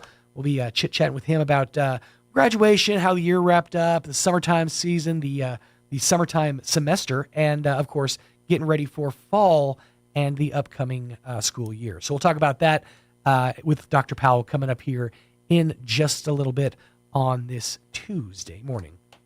Wanted to put a bee in your bonnet because it is coming up a lot quicker than you think. Roswell Galacticon 2024 as part of the UFO Festival running July 5th through the 7th in downtown Roswell. And let me tell you what, Galacticon is going to be an absolute blast. This is happening over at the Roswell Convention and Civic Center, and it stretches over 3 days, including film festivals, family films. They're going to have cosplay, gaming, special guests, special speakers, as well as different booths and fun stuff to do with you and the whole family. Admission for the Convention Civic Center is $5. Children 11 and under are absolutely free, but you are invited to come on out and have a great time at Galacticon 2024. If you want more information about UFO Festival, about Galacticon, about the family festival that's going to be happening just outside the convention center with the water feature and everything, you can find all that information at ufofestival.com. That is the umbrella for all of the UFO festivals, whether it be at the UFO Museum and Research Center, downtown Roswell with Main Street Roswell, the Roswell Convention and Civic Center. It is stretched out over Roswell because we get green in July, and we want to see you out there as well. So it's ufofestival.com for all the info that you need to know about the 2024 UFO Festival and Galacticon. That's going to be happening July 5th through the 7th in downtown Roswell. Why? Because we believe. 12 minutes after 8 o'clock, let us get you up to date with the weather. I'm meteorologist Steve Hamilton with your Pecos Valley weather. Temperatures will be on a big warming trend as we get closer to the weekend. Mid-90s on the afternoon high today. With high pressure parked overhead, we'll be getting a lot of sunshine. Overnight will be clear, cooling off to the upper 60s, and then warmer on Wednesday. Our afternoon highs in the upper 90s. Clear for Wednesday night, and then we'll be up around 105 and sunny on Thursday. That's your latest forecast. I'm meteorologist Steve Hamilton. Why, thank you, Steve. It's currently 70 degrees around Roswell Way and fair. Humidity is at 64%. The wind speed out of the north at around 8 miles per hour. The barometer at 30.03 inches with a dew point of 57 degrees. Looking today, a little cooler than the average for the late spring, early summer, but still, it's going to be hot out there, so plan accordingly. Make sure to stay hydrated and sunscreen up. 95 for the high with sunny skies. Winds out of the northeast between 5 and 10 miles an hour for the rest of today. Into tonight, mostly clear, dropping down to 67 for the overnight low. Winds out of the northeast between 5 and 10 miles an hour, becoming southeast later in the evening. For your Wednesday, sunny skies and is going to be hot. 100 for the high. That's when you know the forecast sky changes from blue to orange, signifying the end of days. But 100 for the high on Wednesday. Winds out of the south 5 to 10 miles an hour For Wednesday night, mostly clear, dropping down to 72. Winds out of the south 5 to 10 miles an hour. For Thursday, sunny and hot, 105 for the high. 20% chance of the wet stuff on Friday, so maybe, just maybe, a little cool down. 101 for the high. 102 on Saturday, 104 on Sunday, and back to 104 degrees, or as I said yesterday, to freaking grease on next Monday. The final day of a morning without Mike Winters, by the way. I shouldn't say a morning without Mike Winters, because Mike Winters is still with us. I mean, if you think about it, he's always with us in heart and in spirit, but it is a morning sans Mike Winters. Instead of con Mike Winters, this is a morning sans Mike Winters. That being said, he'll be back inside your radios next 1 week from today, so next Tuesday morning. 14, I'm not going to say, nope, we're just going to let that one go. Let that thought just drift off into the ethos because it doesn't need to be said. I'm just going to knock on wood and wish for the best. Enjoy your sailing. 15 minutes after 8 o'clock, let's take a quick pause, pay a couple of these bills, and after these, we'll be sitting down with Dr. Powell from Eastern New Mexico University, Roswell, on a morning sans Mike Winters. Stay tuned. A bedroom is a quiet escape where I go for peace and comfort. This is Melanie at Glenn's Furniture. I know how important the most private room in your home is for your life and the lives of your family. That's why we offer a selection of bedroom groups that make living easier and more comfortable. Modern designs, bold curves, and stylish fabrics elevate your bedroom space. You'll find your new set easy to sleep on and even easier to own. Come see us at Glenn's on the corner of Union and Alameda, where delivery is free since 1953. Can't hear as well as you used to? That can happen to the best of us. But when you can't hear people speaking or birds chirping, it's time to take action. That's when it's time to call Howard Allman with Here on Earth Hearing Care Center. Howard has been helping people hear better for over 55 years. Howard is who helps the Artesia seniors with servicing their hearing aids of all makes with free cleaning and hearing evaluations. And he's ready to help you. Howard can share with you information on Audibel Intrigue AI hearing aids with many features you might not expect a hearing aid can do, such as using your hearing aids to stream calls, music, and more. Plus, health monitoring, count steps, even fall detection, all built in. Meet face-to-face with someone who can help you choose the right hearing aid for you. Call Howard at 575-622-0375, and he'll be glad to set up a time to meet with you. That's 575-622-0375 for Howard Allman of Here on Earth Hearing Care Center. Here's a Mornings with Mike Winters fun fact. Men are 6 times more likely to be struck by lightning than women. That's because men are 6 times more likely to wear a tinfoil hat in a thunderstorm. Here's Mike Winters. And good morning, 17 minutes after 8 o'clock.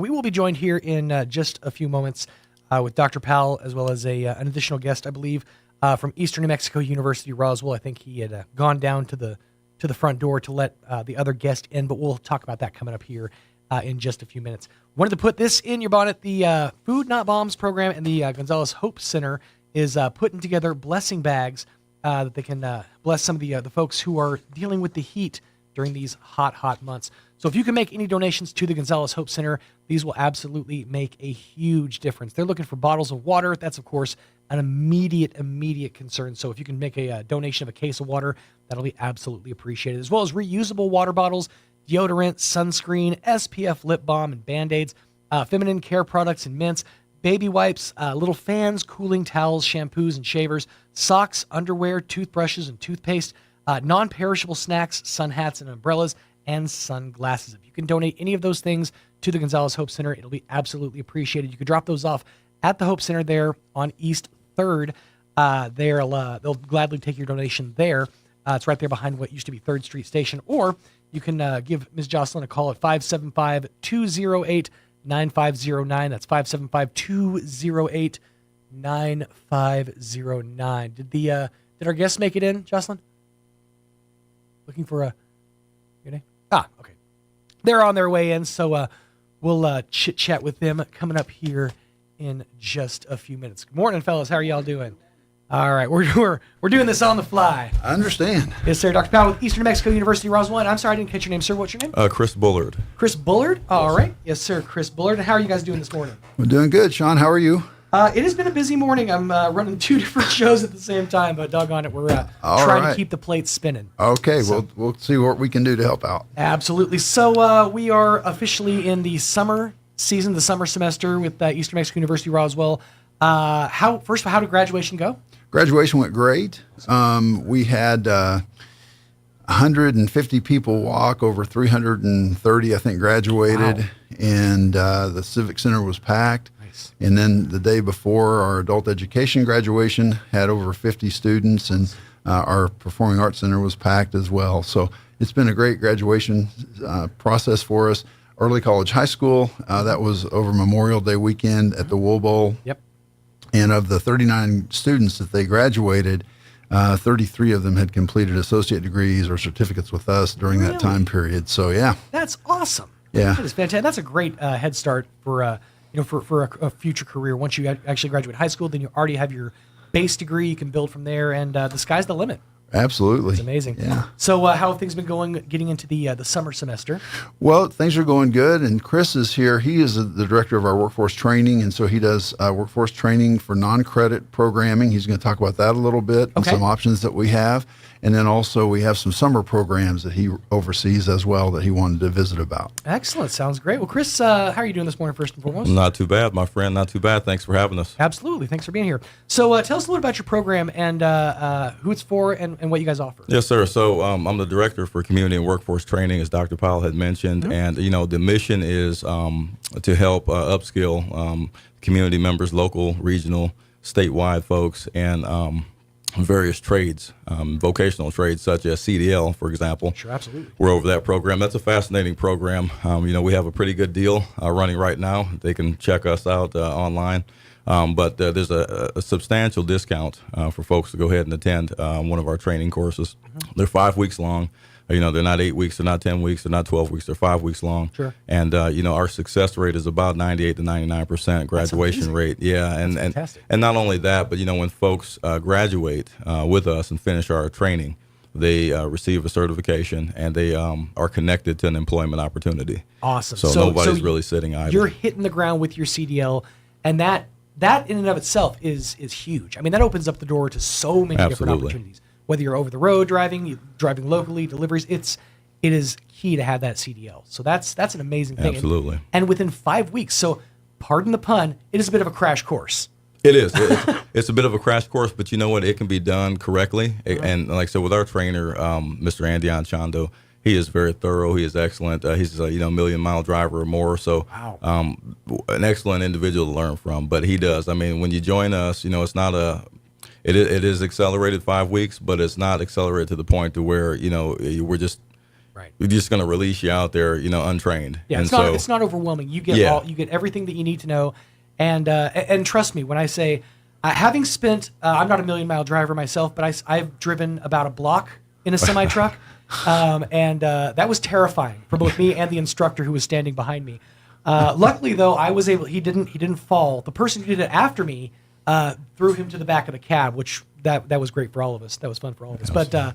But it is not an easy thing to do. It is not an easy task to get that CDL. But once you get it, it's like riding a bike. It's you have that training. It's set in your mind, and you can go anywhere with it. Absolutely. And while we're at it, let me shout out the other programs too. Yes. That if anybody knows anyone who is interested in attending at ENMU Roswell's aviation, HVAC, welding, nursing, EMT. Come on down.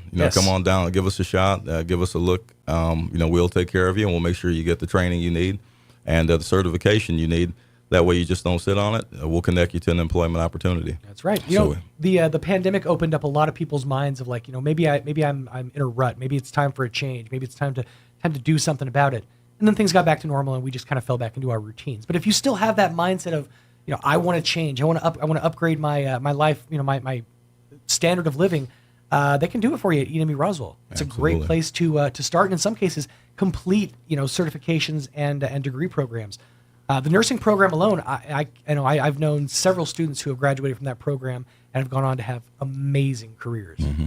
So I mean, it's definitely worth looking into. Absolutely. So as we get into the summertime season, obviously things are kind of calming down a little bit, but from your perspective, as far as workforce and finding and setting up different programs, it's basically firing all cylinders, right? It's all systems go. It is. It's all systems go. I don't think there's much of a sit down period, or as we say in the South, I'm originally a Southerner. We don't let the grass grow beneath our feet, right? So it's a hustle bustle, and we're always generating something going that's going to help upskill people.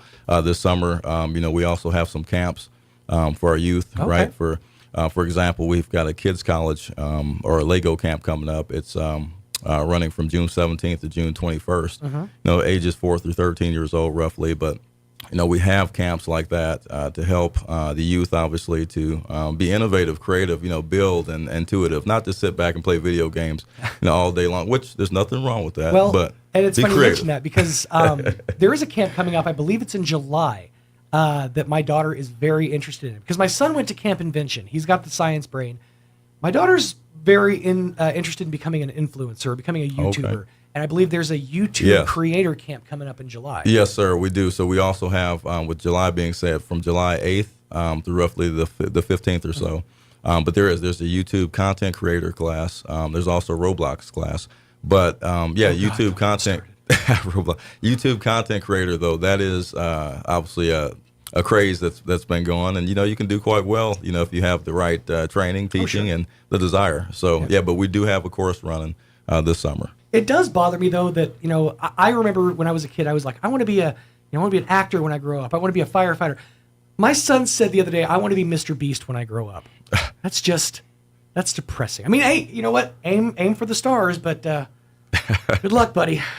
Good luck. Who doesn't want their own line of candy bars, right? That's right. So if folks want to find out more about these programs that you guys are offering or the camps, what's the best way to reach out to you? Sure. They can reach me by email address or just call the university. My email address, if I can shout it out real quick, is Brandon, BRANDON .Bullard, BULLARD @ENMU.edu. Okay. Or they can reach me by office line 575-624-7325.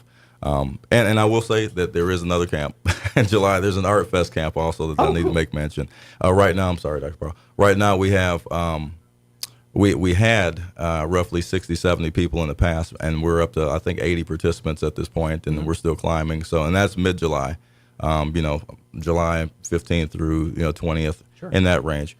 But that's a very good camp. So that's what we do in the workforce area. We want to upskill, we want to develop, we want to hone in talent that may be undiscovered. We want to build and be creative. And there's a lot of a lot to the book learning of it all. You got to get the basics and your reading, writing, arithmetic. But I love the fact that there's now the A that's being added into STEM. That there's been such a focus on art and research has proven that accessing the arts and kids having access to the arts, it lights up different parts of the brain that aren't activated through regular book learning. It's fascinating to watch through different brain scans. So it's vital that the arts are as big of a part of the education process, and it's great to see that it's being kept alive here. So you love to see it. So it's Brandon.Bullard @ENMU.edu, and the phone number you said 624-7325? Correct. Excellent. So reach out if you want to be a part of those programs. If you want to get your CDL, that's a great place to do it, and it's just a great start. Now, as far as fall 2024, looking ahead, obviously we as soon as we wrap up the spring semester, it's immediately okay. Now let's hit the ground on fall. So how have things been looking for lead up to fall? So absolutely, enrollment is ongoing for the fall semester, and we're looking forward to that start in August. And the last time I saw numbers, we were up about 5%, I think, over where we were last year in terms of a year-to-date comparison. Excellent. But we have lots of programs. Chris mentioned several of them. You've mentioned a few of them. What's going to be going on in terms of capital improvement and projects on the campus this coming year? We're going to expand that nursing program. Excellent. They have opportunities for 36 people, I believe, is the number they're looking at to start in the August class. Mm-hmm. And then they'll start another one in January. So there's 72 right now. Once we get this nursing expansion project underway, which we hope to do in July, it'll be about a year project to expand what used to be the dental clinic into a new space, classroom space, training space for the nursing program. They're looking to double that. awesome. They had over 90 applications for the August class. So I'm not disappointed at all with the nursing program. You know, they're doing a great job. Also with the nursing program, they have received notification that all of the nurses on their first time testing passed. So they had a 100% pass rate on their licensing exam for the first time the last couple of years. Our occupational therapy assistance program is fully accredited, and they're looking for more individuals to come into the OTA program. And then we have respiratory therapy. We also have medical assisting, and then we have the EMS program. And the thing about the EMS program, that goes from EMT basic all the way to paramedic. And our campus is charged with the eastern part of the state and providing those services to existing firefighting departments and firefighters who want to increase their skill set and get that paramedic license. So our program feeds into the eastern part of the entire state. Absolutely. So, I mean, job opportunities and opportunities for advancement and in career are limitless. Absolutely. And the programs that Chris is talking about, he didn't really want to put a number on it, but I'll go ahead and say this. So this CDL program, it's supported by funding we got from the state, and it all went to workforce training. And we got over $500,000 to spend this year for workforce training. And so, for example, we're looking at reducing the cost of our training programs to either very low cost or no cost training for training in CDL. And I think the cost is $500 for the 5-week course. And that includes your license fee, your physical exam, and your drug test, I think. Correct. Yeah. Yes. So $500 you can get a CDL test. That's fantastic. I mean, you're not going to find a program like I've actually, reached out and talked to instructors that do CDL, and they'll tell you that, finding it for less than, $1,500, $2,000 is a miracle. Correct. So that's fantastic. Right. We love to see that. But yeah, I mean, there's so many different opportunities and so many great programs at ENMU Roswell.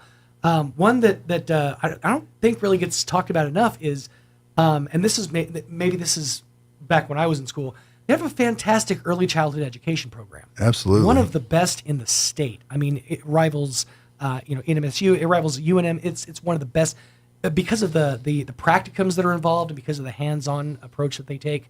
It's a great program. Absolutely. Our full-time faculty in education, Kelsey Wilson, is a very experienced educator, and she brings a lot of knowledge and information from her experience in working in the public schools with a variety of students. And then the dean for that program is Edna Yoakum, and she oversees the arts and sciences program, and that includes the education degrees that we have.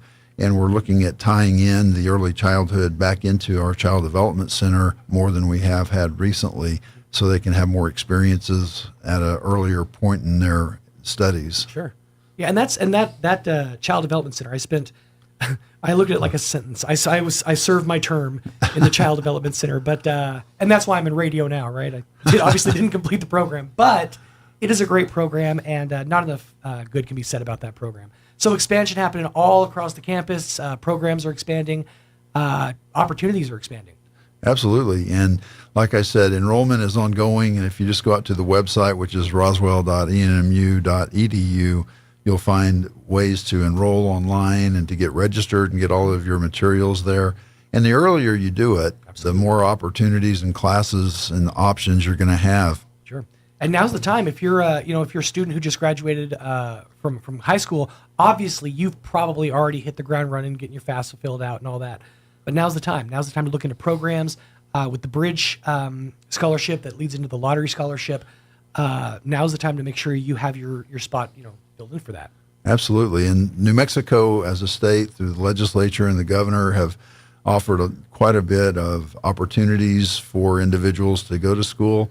And it initially started off with the Opportunity Scholarship about 3 years ago. And the idea was then it was just going to be for the 2-year campuses, and they've expanded that to the 4-year campuses now.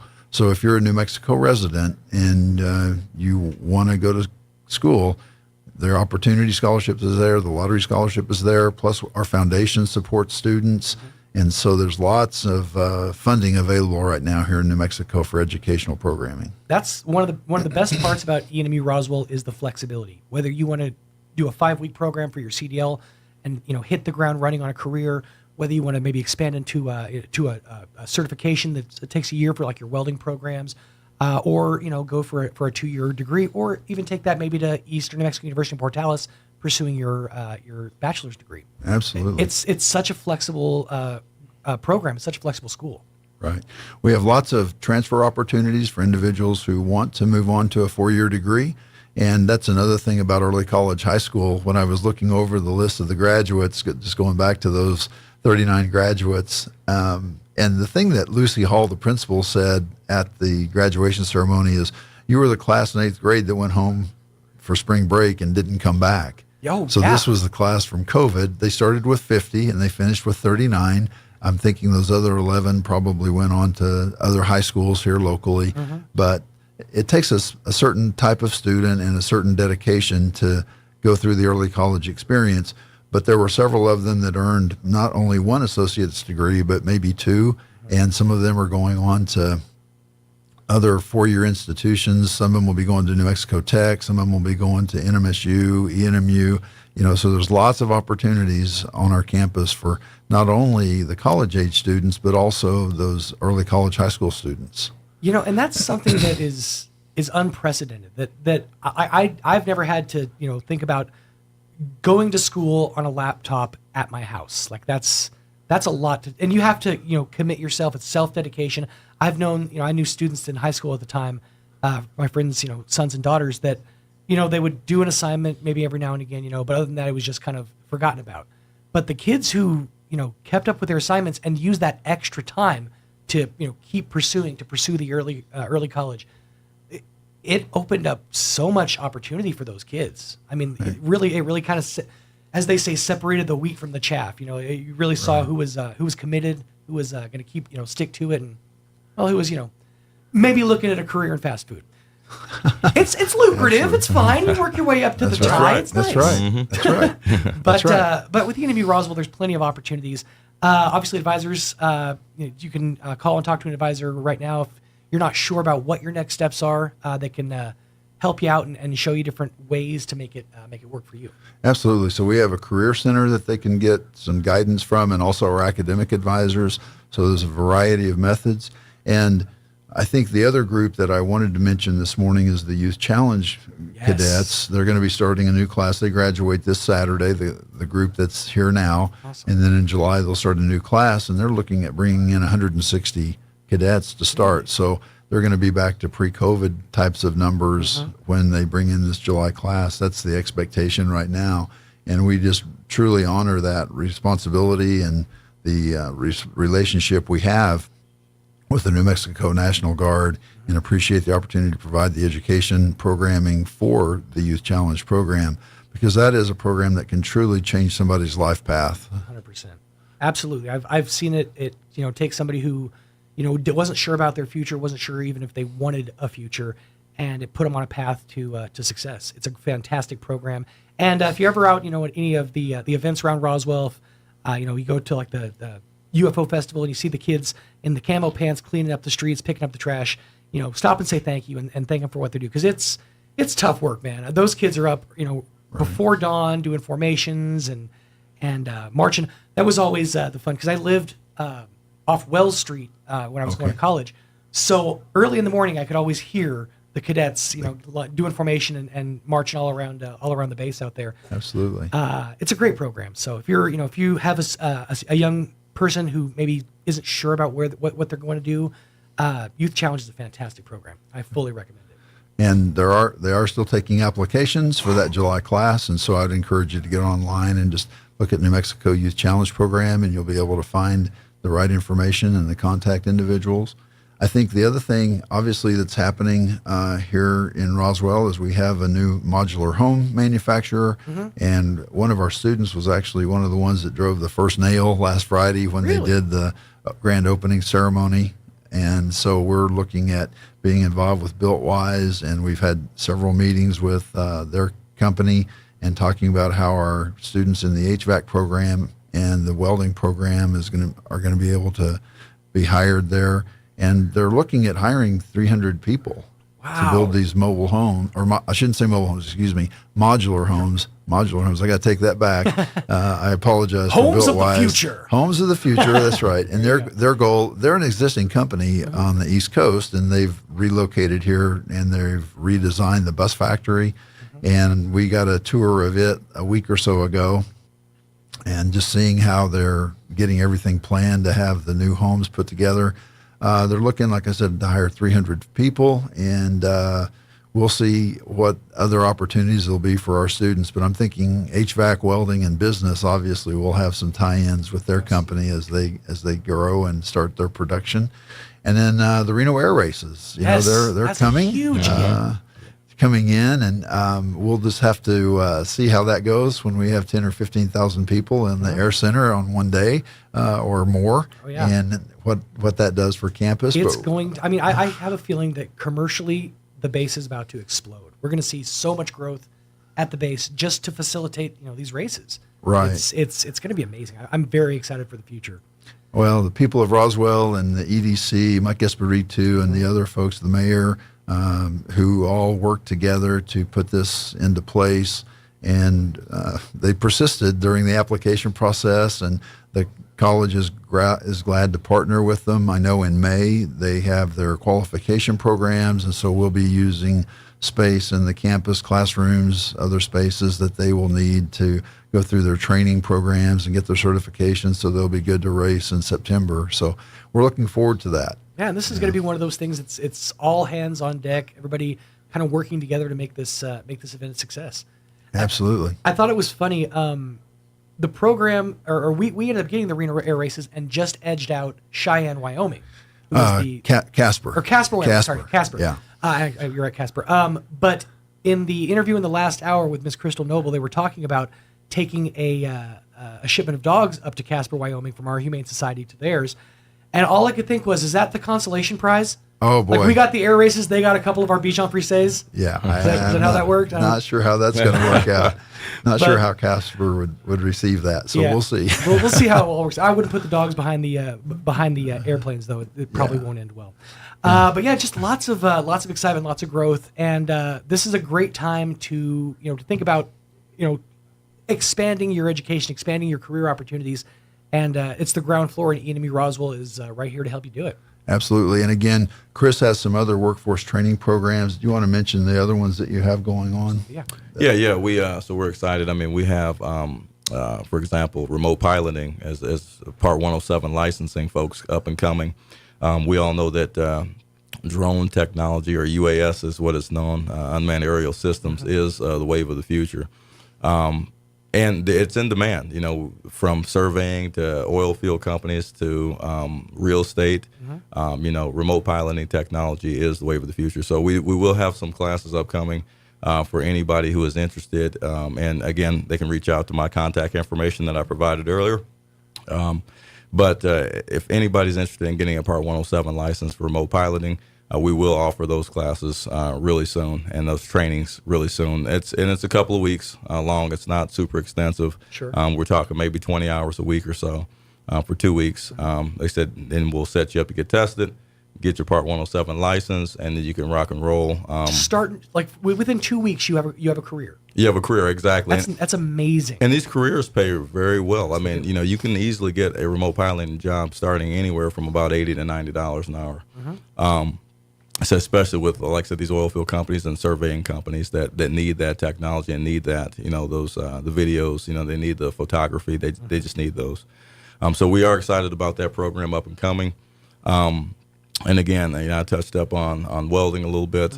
We do have and are sponsoring psychology and sociology in terms of mental health and wellness. That's another big one.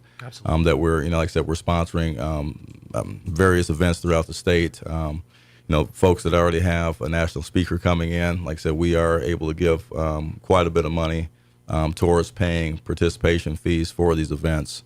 And that amount is about $75,000 worth of money that we can divvy up and pay on, roughly $247 a piece per person to attend these events. So that's every dollar helps. Absolutely. We want them to get their continuous education. We want them to continue to pursue their field of psychology and sociology, because we do know mental health and wellness is super important. And we just want that. We want that overall wellness for people because we need it more so now than ever in these days, right?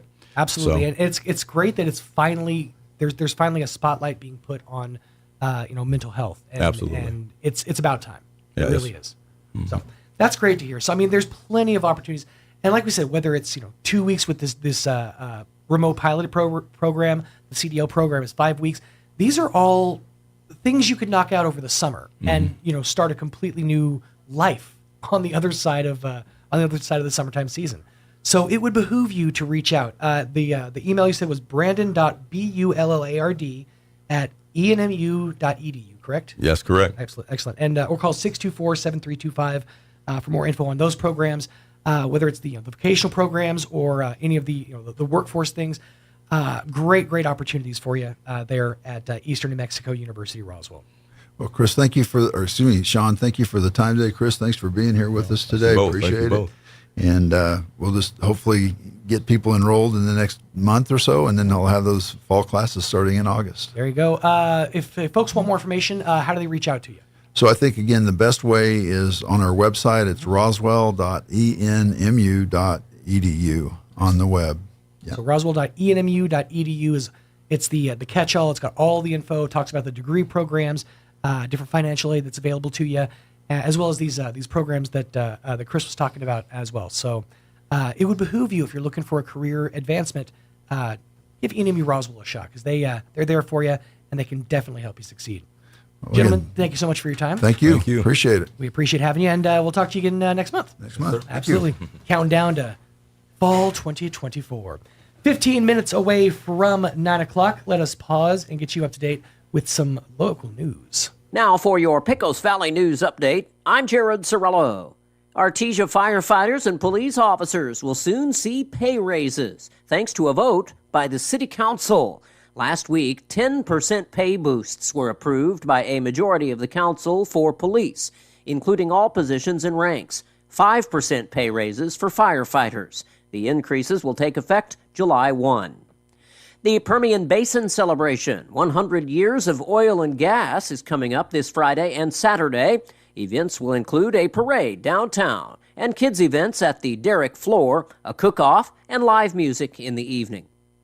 Artesia High School class of 2024 recipients of the Chase Scholarship will perform community service acts for local seniors this month. Students will be available from Wednesday through Friday, June 19th through 21st, to do yard work, cleaning of exterior windows, and various odd jobs for seniors. Students will not be available for painting.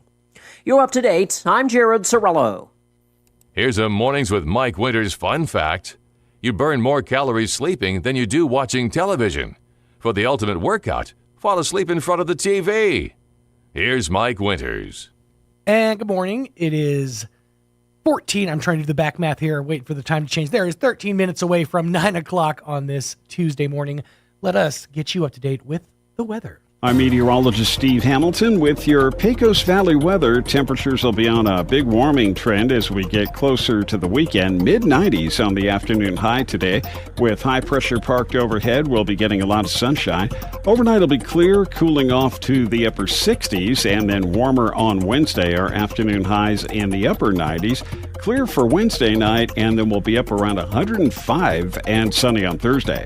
That's your latest forecast. I'm meteorologist Steve Hamilton. Hey, Steve, shut up. Yeah, thanks, Steve. I know it's not your fault it's going to be hot. It's Mother Nature, but it's going to be hot. 70 degrees under fair skies currently. Humidity is at 64%, winds out of the north at around 8 miles an hour with a barometer of 30.03 inches and a dew point of 57 degrees. I have no idea what the dew point actually means, but now you know. For the rest of your Tuesday, sunny skies, a high of around 95 degrees. Winds are going to be light out of the northeast, increasing between 5 and 10 miles an hour later in the afternoon. So nice calm winds and a little cooler, but still is going to be hot out there. Bring a spray bottle with you. That's what I've been doing. I've just been carrying a random spray bottle of water. It's nice just to have a little mist every now and again. I know they have misters, but I'm ghetto. Sunny skies and hot for your Wednesday, a high of around 100 degrees. Winds out of the south 5 to 10 miles an hour. Mostly clear, getting down to room temperature on the outside for your Wednesday night, 72 degrees.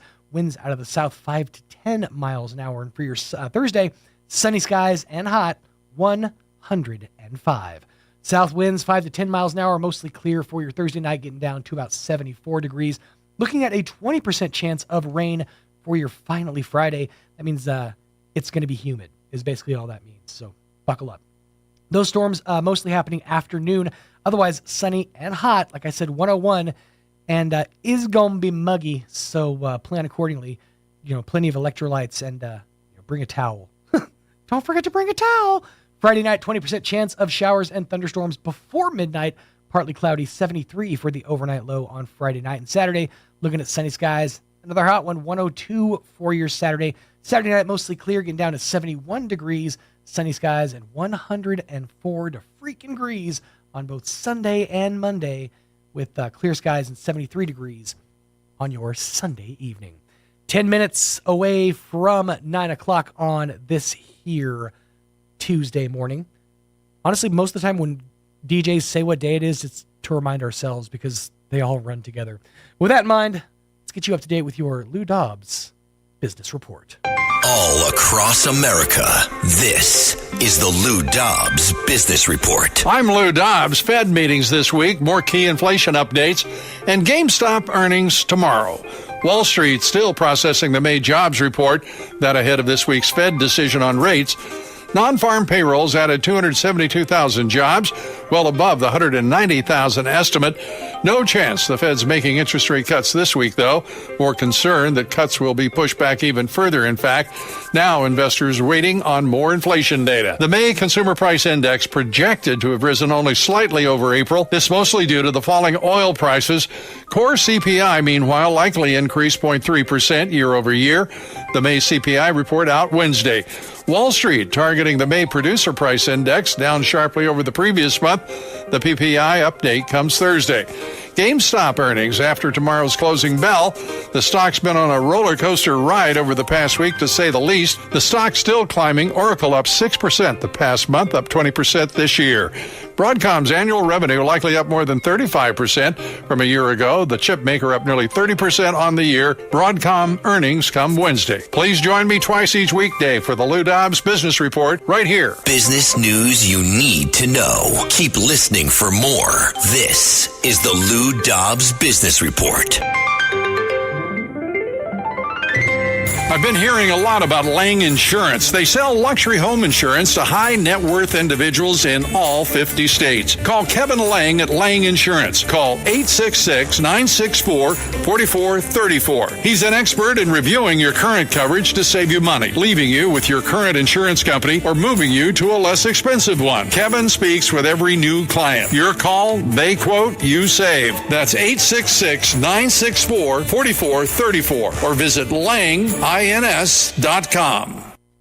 Hey, this is Jennifer from Trustmark Roofing. Every storm chaser's worst nightmare. You know storm chasers, those out-of-town roofers that descend on neighborhoods after big storms. They come in, do a crummy job, then poof, they're gone forever. Well, a few years ago, our area had a hailstorm, and right on cue, storm chasers showed up. I was driving home from work one evening and saw one talking to an elderly lady on her porch. I said, "Not today, buddy." I did a U-turn, pulled in the driveway, and walked right up to them. I warned the woman who they were talking to, and I chased away the storm chaser. The woman's daughter called me later and said a storm chaser ripped them off a few years ago. She thanked me for stopping this one and chose Trustmark for her roof. Trustmark Roofing. Every storm chaser's nightmare. Every homeowner's champion. Call today for your 20% off coupon for our spring and roof gutter maintenance service. 575-755-ROOF. Or visit TrustmarkRoofPros.com. Trustmark Roofing, we put people first. Artesia General Hospital recently welcomed urogynecologist Scott Beard to the team. Dr. Beard is board certified in obstetrics and gynecology, as well as female pelvic medicine and reconstructive surgery. With nearly 25 years of experience in women's health, he treats conditions such as incontinence, chronic pelvic pain, prolapse, endometriosis, and others, offering surgical and non-surgical care options. Dr. Beard joins our Women's Services his team currently working out of Memorial Family Practice in Artesia and is accepting new patients. Learn more and schedule your visit at artesiageneral.com/UROGYN or call 575-736-8394. Hi, this is Jim Gill from Roswell Seed Company, here to announce that our geraniums are ready. So now the great debate begins. Are they pink or are they raspberry sorbet? Are they orange or are they Caribbean coral? Well, whatever you call them, they're the prettiest geraniums anywhere. We raise them in our own greenhouse, then send them home with you to brighten up the world. So come get yours now while the selection is best. Don't worry about the silly names. I heard that. Yes, dear. Coming, dear. Right away, dear. Of course, you're right. Here's a Mornings with Mike Winters fun fact. A group of 12 or more cows is called a flink. If you have only 11 cows, that's called a lot of cow pies. Here's Mike Winters. 6 minutes away from 9 o'clock on a Tuesday morning. If you missed any portion of today's programming, you can always go back and check it out in its entirety over at ksvptv.com. There you'll find the plethora of tabs. Click on the Mornings with Mike Winters tab, and you can check out this show in its entirety. Of course, after the program, Ms. Jocelyn will put the interview we just had with Dr. Powell as well as Chris Bullard from Eastern New Mexico University, Roswell, up on the Facebook page and make that interview available piecemeal to you so that you can check that interview out in its entirety as well. A great conversation, by the way, and I know we sound like a show for ENMU Roswell, but having gone through the program myself, having seen my kid's mom go through the program, getting her bachelor's degree in occupational safety, and taking that and moving on to getting her master's degree in the program, and now with the career that she has, the fantastic career that she has, that's all thanks to the start that she got at Eastern New Mexico University, Roswell. I got my start there. Sure, I didn't finish there, but that's not the point. The point is, I started there. And you can get your start there too, whether it's the 2-week program for the remote pilot license or the CDL program. One of the more immersive programs that Eastern New Mexico University Roswell offers, including those welding programs, which are going to be absolutely clutch as we move forward with some of the new businesses coming to town and all of the things happening with the Reno Air Races. That's going to be big. So definitely want to encourage you, roswell.enmu.edu, to find out more info, and reach out to Chris about those programs that he was discussing at brandon.bullard@enmu.edu. And of course, 624-7325 is the number to call. Stay tuned. Next hour, we're going to be replaying the interview I had yesterday with Matt Bristol from Bristol Law Office. That man is chock full of all sorts of wit and wisdom, and it's amazing the things I've learned over the years from Matt Bristol. He continues to educate. We sat down yesterday. We talked about assets and what's protected, what's not protected when you file for bankruptcy. Definitely something to keep an eye on. A lot of bankruptcy news happening lately. Look, I don't take joy in watching someone crumble unless they deserve it. And if you've been watching or following the news lately, you've probably seen one Alex Jones, Infowars.com, if you're not familiar, taking the airwaves of his program and openly weeping because they are sweeping in after the Sandy. I won't get into the whole thing, but a judgment came down on him for $1.5 billion from Sandy Hook parents, and now they're seizing his assets and liquidating them. And that includes Infowars and all of those brain and whatever pills that he's been shilling over the years that he's been using to essentially keep himself alive. That's not going to be a thing anymore. So yeah, crying like a little baby, and it was very fun to watch. But I digress. If you're looking to file for bankruptcy, hopefully you're not in the same situation that Alex Jones is in. But if you are looking to file for bankruptcy, there are protections that are in place, and we talked about those, and I'll replay that interview coming up next hour of the program. I want to keep on reminding you, keep this bee in your bonnet, that Food Not Bombs and the Gonzales Hope Center, they are doing amazing, amazing things. It was the Gonzales Warming Center for all the cold season last year. And I know when it's this kind of hot outside, it's hard to remember how cold it was during the winter months. But boy, did they come in handy for the folks who needed them during those winter months. And now they're phasing out the warming center and moving into the Hope Center. And we're trying to bring hope generally to the folks who need it the most. And we're putting together blessing bags, or they're putting together some blessing bags for the folks here in Roswell, the dehomed. I'm very bad with the new terminology. I know that homeless is less popular of a term, but for the folks who need it the most, we're putting together these blessing bags. And if you can make a donation, it would be absolutely appreciated. They're looking for things like bottles of water, reusable water bottles. Those are absolutely the most vital, as well as deodorant and sunscreen, SPF lip balm, Band-Aids, feminine care products, mints, baby wipes, little fans, cooling towels, shampoos and shavers, socks, underwear, toothbrushes and toothpaste, non-perishable snacks, sun hats, umbrellas, and sunglasses. Any of those or anything else that helps you beat the heat would be absolutely appreciated. Just drop those off at the Gonzalez Warming Center, Hope Center on East 3rd, or give Ms. Jocelyn a call at 575-208-9509, and arrangements can be made. Got Town Hall News coming up here in just a few minutes, or just a few seconds, and then we'll be chit-chatting with Mr. Matt Bristol from Bristol Law Office coming up here on the other side of Town Hall News on a morning without Mike Winters on 106.5 Roswell's Talk FM. Stay tuned.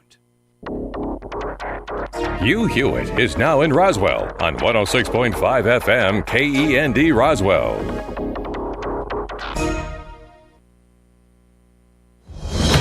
Breaking news this hour from townhall.com. I'm Jeremy House. Jurors in Wilmington, Delaware are deliberating whether the president's son, Hunter Biden, is guilty of federal firearms charges over a revolver he bought in 2018 when prosecutors say he was addicted to crack cocaine. So the jury has to deliberate on 3 counts against Hunter Biden. The first one is a false statement charge. The second one is also a false statement charge. And the third charge is that he illegally possessed a gun while he was an addict. And all 3 charges are felonies. The jury has to be unanimous in their verdict, and they also have to determine beyond a reasonable doubt for them to convict. If not, he walks out of the courthouse a free man. If he is convicted of any charge, he's going to face sentencing at a date to be determined down the line. Matt's correspondent Mike Kunzelman reporting. Secretary of State Anthony Blinken is praising the UN Security Council's vote in favor of a U.S.-backed proposal for a ceasefire in Gaza. He's also calling on Hamas to accept it. Overregulation may threaten business growth unless the Supreme Court steps in. Job Creators Network President Alfredo Ortiz says by overturning the 40-year-old Chevron versus NRDC verdict, the High Court will stimulate small business growth by decreasing regulation. Businesses are drowning under red tape. That is very clear. And it is threatening to take the economy down with it. We see the possibility of overturning the Chevron doctrine as a rare, bright hope amid the current regulatory onslaught coming from Washington. The Supreme Court is taking up 2 cases regarding regulatory practices. Federal health advisors have endorsed a closely watched Alzheimer's drug from Eli Lilly for people with mild dementia. The FDA will make the final decision on approval later this year. On Wall Street, it's a mixed day right now. The Dow Industrials are down 191.5 points. The NASDAQ is up 34.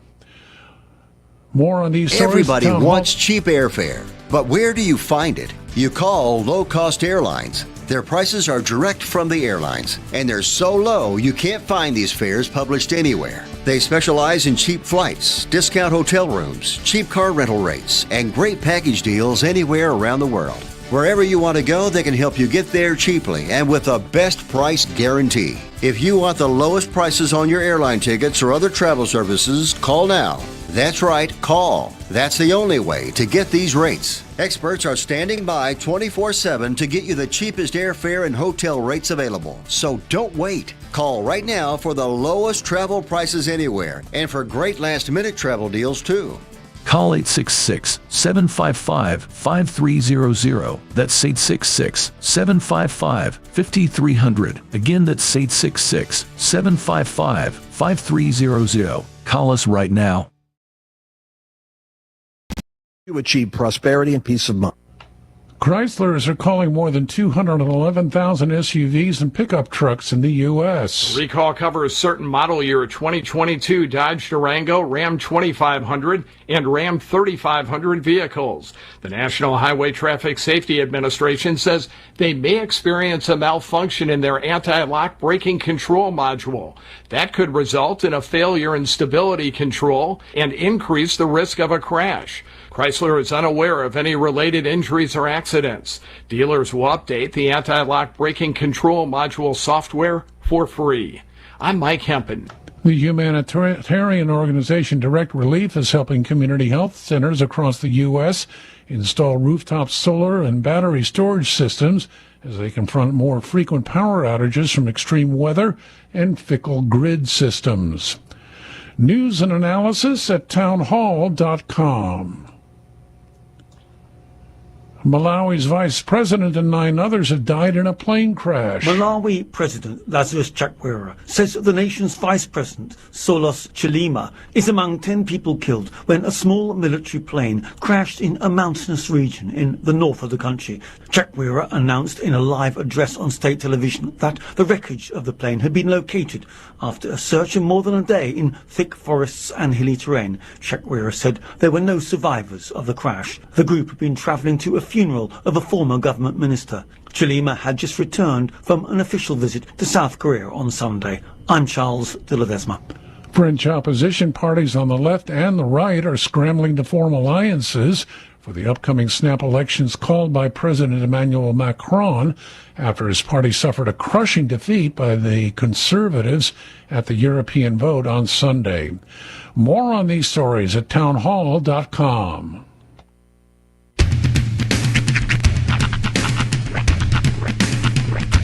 What in the wide, wide world of sports is going on here? I promise you, whatever scum did this, not one man on this force will rest for 1 minute until he's behind bars. Now let's grab a bite to eat. Yeah, come on. I feel the hot wind on my shoulder and the touch of a world that is older. I hit the switch and check the number. I leave it on and then I slumber. I hear the rhythm ringing through it. Flamenco guitar and cumbia music. I hear the talking of the DJ. The travel listen, what does he say? I'm on a Mexican radio. I'm on a Mexican radio. Broadcasting live from high atop the J.P. White Building in downtown Roswell, New Mexico. It's Mornings with Mike Winters on 106.5 Roswell's Talk FM. Is that what I sound like when I talk? Now, here's your host, Mike Winters. And good morning. It is 6 minutes. I just checked. I felt myself doing it too. I call Mike out on it all the time for looking at the time, knowing it's 6 minutes after 9 o'clock, but I still check.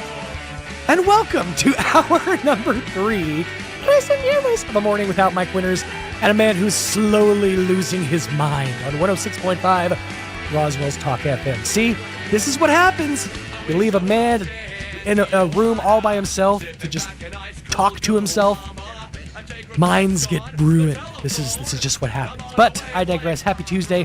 Hopefully yours off to a great start. Mixmaster Mike Winters off sailing the 7 seas and enjoying, no doubt, a endless amount of soft serve ice cream and all the fantastic trappings that go along with it. I didn't ask him about the entertainment. I got to see who was the entertainment for this cruise, because that's always vital. I mean, you get about 3 days into a cruise, you've done all the things, you've eaten all the food. Now what? I mean, yeah, there's ports of call and you can stop off and see things, but what if you want to go catch a comedy show? You're probably going to get the same hour that the comic prepared, so you've probably seen that show a couple of times. Oh, what about the bands? Got to be curious about that. Any kind of acrobatics or anything. And I'm also curious because I've known acrobats who have worked on cruise ships before, and I gotta wonder how the boat moving affects their focus, their control. Like, when you're doing death-defying stunts, even a slight tilt, that could be, game over, Johnny. So I imagine they compensate in other ways. But I digress. Mixmaster Mike and his lovely wife off enjoying their cruise. He'll be back inside your radios this coming Tuesday morning, 1 week from today. So let the man enjoy his vacation. Meantime, you got the dregs, you got the second banana, you got me, Sean Smalls, inside your radios on this Tuesday morning.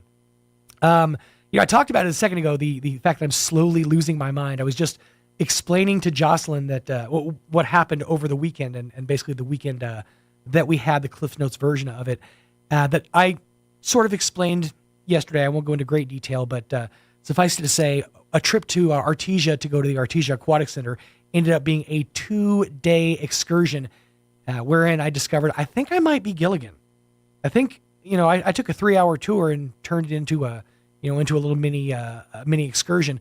And I think that the ultimate moral of the story, the ultimate end result, the lesson to be learned from all of this, I should not be alone with no other adults. I need an adult. That's sad because I'm responsible for my own children. And when left to our own devices, we're fine. But if we decide to venture out even a little bit outside of our comfort zone, stuff gets crazy. So, I don't think I'm going to do that again. I think I need a designated adult with me anytime I go on any kind of excursions. That's why it's really good to have a best friend who's really good at planning things, because I can just kind of sit back and just let it happen. But I digress. 9 minutes after 9 o'clock on this Tuesday morning. Let me give you the rundown. Coming up here in just a few minutes, I'm going to replay the interview that I had yesterday with Mr. Matt Bristol from Bristol Law Office, just 2 floors up from us, giving us sage legal advice and all sorts of information about asset protection, about building and forming trusts, and who you should trust when it comes to your money. Well, it was a great conversation. We'll replay that interview coming up here in just a few minutes. As I mentioned before, if you missed any portion of the program today, you can always check it out in its entirety over at ksvptv.com. Click on the Mornings with Mike Winters tab, and you can check that out for yourself. Wanted to real quickly let you know about some of the great things happening at Galacticon 2024. We've talked about the UFO Festival. We've talked about Main Street Roswell and the Downtown Festival that's going to be happening. They're going to have a water park set up outside the convention center so the kids can cool off. But a big feature of this year's Galacticon is the Roswell Daily Record Film Festival.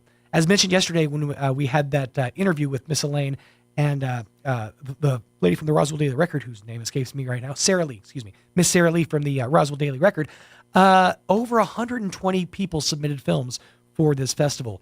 And they're going through and picking out the best of the best.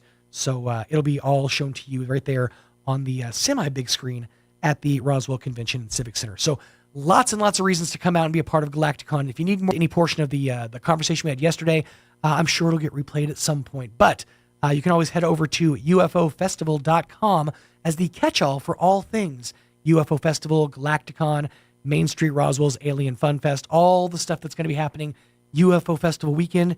It's all waiting for you right there at ufofestival.com.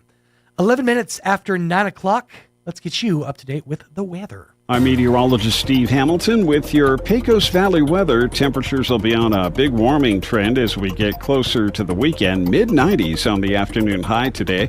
With high pressure parked overhead, we'll be getting a lot of sunshine. Overnight will be clear, cooling off to the upper 60s, and then warmer on Wednesday. Our afternoon highs in the upper 90s.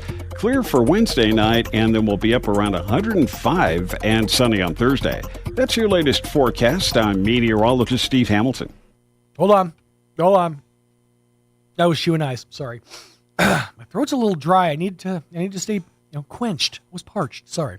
70 degrees currently around Roswell Way. Humidity at 64%. Wind speeds out of the north at around 8 miles per hour. Barometer at 30.03 inches with a dew point of 57 degrees. For today, not deathly hot, but stuff's going to stick to stuff. We'll just put it that way. 95 degrees for the high under mostly sunny skies. Winds light and variable out of the northeast between 5 and 10 miles an hour. For your, sorry about that, everybody. For your Tuesday night, mostly clear, dropping down to a low of 67 degrees. And I'm apologizing to the 3 folks that are watching on the video because that was awful. Most 67 for the degrees for the overnight low. Winds out of the northeast 5 to 10 for your Wednesday, sunny skies, and it's going to be a hot one. 100 for the high. For Wednesday night, mostly clear, 72 for the overnight low, sunny and hot, and 105 degrees for your Thursday. For Thursday night, mostly clear, dropping down to an overnight low of 74 degrees, 20% chance of rain after for your Friday. Otherwise, a high of around 101 degrees, then a 20% chance of the wet stuff into your Friday night, 73 for the overnight low. Sunny skies, 102 for the high on Saturday, 104 for Sunday, and 104 degrees for the high on Monday. Cliff's Notes version is going to be hot. 13 minutes after 9 o'clock on a Tuesday morning. Let us take a quick pause, and after these, we'll replay the interview we had with Mr. Matt Bristol on a morning without Mike Winters. Stay tuned. Attention Roswell and surrounding areas. Is your old car, truck, or SUV on life support? Clear. With new management and a whole new attitude, Roswell Ford makes trading up to a new Ford or quality pre-owned vehicle fast, fun, and easy. Upside down in your loan or stuck in your lease? Roswell Ford wants to get you released even if you owe thousands more than your trade is worth, regardless of make, miles, or condition. Right now, get huge savings with rates as low as 0% for 66 months and no payments until Labor Day. Plus, we have a great selection of low-mileage, one-owner pre-owned vehicles, all in prime condition, starting at just $10,000. Don't settle for a low-quality, overpriced clunker. Buy a quality pre-owned vehicle from Roswell Ford for a lot less. Worried about your credit? Don't sweat it. We've partnered with the most aggressive lenders that will push to approve you today, even with bad or no credit. Lower prices, exceptional trade-in values, and a better buying experience. Get on board at Roswell Ford, 821 North Main Street in beautiful Roswell, or online at roswellford.com. $1,515 per thousand financed on select new Ford models with approved credit. Innovation, service, integrity, and knowledge. J.S. Ward and Son Insurance Agency. Auto and home, life and health, personal and commercial. Bonds too, since 1925. We have the coverage for you. Innovation, service, integrity, and knowledge. J.S. Ward and Son Insurance Agency. Hi, everyone. This is Melanie from Glenn's Furniture. When was the last time you looked forward to sleep? Let's be honest here. You know a restful night's sleep has more health benefits than you consciously think about during the day. Here at Glenn's, we carry Serta mattresses, and they've been in the business for more than 90 years. Choosing one can be hard, but I want you to know we have your back. Come see us at Glenn's on the corner of Union and Alameda in Roswell, where delivery is free since 1953. If you plug your nose, you can't tell the difference between an apple, potato, and an onion, unless you open your eyes. Here's Mike Winters.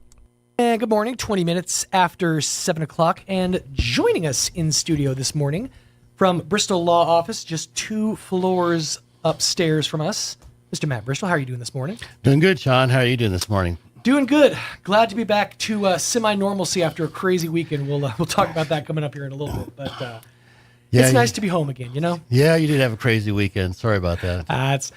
I always look at it like this. I heard somebody tell me one time, 100 bad days make 100 good stories, and 100 good stories make me interesting at parties. So it's all about taking the bad and turning it into a little good. You know, you gotta spin it a certain way. Well, that's right. You take make the lemonade. Yeah, that's right. Exactly. Absolutely. And I'm a fan of the puckery stuff, so I'm good with it. So every month, Matt Bristol joins us to bring us sage legal advice and information. And we were just chit-chatting off the air a little bit ago about asset protection, and Yes. and just what assets can be protected, what they can come after. So with that in mind, let's dive into it. So in the statute, they're called exemptions. These are things that are exempt from creditor collection efforts. Okay. So if you think about the Wild West, and the cowboy goes into town, goes in the saloon. He starts drinking, then he starts playing poker, and pretty soon he's lost the family homestead in the poker game, and the wife and the kid are on the streets with nothing but the clothes on their back. They're in that dead man's hand. So our legislature decided that's a bad thing. Mm-hmm. And so our legislature has passed laws that we want our citizens to keep a certain minimum standard of living. And so there's certain things that no creditor can take from you. Gotcha. So this is a state law that you can use, just every day. But if you do file bankruptcy, at least in New Mexico, you have the option of using the state law exemptions or the federal bankruptcy exemptions. Okay. So you can use these state exemptions in or out of a bankruptcy context. And last summer, our legislature boosted the dollar amounts because they were just way, way old. Mhm. So they did a good thing. Cost of living adjustment, so to speak. Yeah. So homestead is a huge question in everybody's mind. You know, is somebody going to take my home from me? And so they boosted that exemption up to $150,000 worth of equity per home owner. Oh, okay. So if you have a husband-wife, that's $300,000 worth of equity. Equity being positive net worth. Sure. Fair market value minus debt. Mhm. So that's a huge, huge protection. Absolutely, yeah. That means they can't just swoop in and take away, your kids' beds, basically. Yeah. Yeah, you also get to protect so many dollars worth of household goods and furnishings. And so people ask, well, if I can protect, $75,000 worth of household goods and furnishings. And the valuation method they use is market value. Well, everything you and I own is used. So all the furniture is valued as used furniture or used clothing. Okay. Or used appliances. Sure. So at that point, nobody's got $75,000 worth of stuff. I don't think I have Crap. $75 worth of stuff in my house besides my TV. That's pretty much the most valuable thing I have. And my kids, but that's neither there. And this is per person. So if it's a husband-wife household or something like that, each person gets that. Now, what if you've got an adult child living with you? Like, let's say, for example, a child who's 19, still living at home with mom and dad. Under bankruptcy protection, would they be able to be considered part of the home ownership? Or would they add additional protection? Well, since they're not part of the bankruptcy process, anything they own is not part of the bankruptcy estate. Gotcha. So the little 19-year-old could have $50,000 in the bank, but since he's not in the bankruptcy himself, that asset, that $50,000 is not part of the bankruptcy estate. So they're not coming after that anyways. Correct. That's good news. That is good news. Okay, so I mean, obviously, and this is something when you come to the place where you're, thinking this is my only option. Bankruptcy is all I have left. You get scared. You start, the fear sets in you. They're going to come after me. They're going to come after my home. But these protections have been put in place to let you know that they can't take away your lifestyle. They also can't take away the way that you make that lifestyle happen. Transportation, things of that nature. Right. So you can protect up to $10,000 worth of net worth of a motor vehicle. So that way you can keep your car and drive to and from work. Okay. And you're right. And when people get sued or they're considering bankruptcy, they're always worried, gee, are they going to come take my stuff? And so I haven't had anybody lose anything in a bankruptcy in a long, long time. The last time was after they had filed bankruptcy, but before discharge, a relative had passed away and left them an inheritance. Okay. And it's like, oops, that's too many dollars. And it's a good thing you told me. Otherwise, you're going to go to the jail for not telling. But they were able to keep a portion of those assets. They just couldn't keep all of them. Well, in their particular case, so they inherited $100,000. Well, the bankruptcy debt that they filed bankruptcy on was $28,000. Okay. So the bankruptcy court says, okay, well, give us $28,000 and we'll go through our little process. And if we don't use it all up, we'll give it back to you. So the court took just enough to pay the debts that were out there. And then they actually require the creditors to apply to be paid. Oh. And so only a third of them actually applied to be paid. Sure. So my folks got a good refund. Nice. Yeah. That's awesome. It's so funny too. I was thinking about when you mentioned it. It's such a tired TV and movie trope. I mean, you see it in all the, the guy makes it rich and then all of a sudden he gets all his money taken away in some kind of scam. And then you see just some guys show up at his house and two guys are lifting up his couch and carrying it out. And he's standing there going, oh, no, I love that. That was a Stu Benz or saying names. So that's not going to happen. No, they're not they're not going to take all your furniture away and then bring in a barrel with 2 straps for you to wear. It's not going to be like that. Not going to be like that at all. No. That's good. That's you good get, to know. Oh yeah, you get to keep your Social Security benefits, and that's also federal law. That's protected. Also protected under state law is veterans benefits. Ah, very good. Disability, unemployment benefits are protected from creditors. So they can't garnish that money from a bank account. $5,000 worth of jewelry at used jewelry prices. Okay. Cool thing in New Mexico is retirement accounts are 100% protected. Awesome. There's no dollar limit At all. So as long as you've been saving, they can't mess with that. So your 401k could have $500,000, and somebody sues you because your dog bit them. They can't touch the 401. That's awesome. That's It really is. good to hear. It's funny you mention that too because it's Dog Awareness Week. It's National Letter Carriers Dog Awareness Week.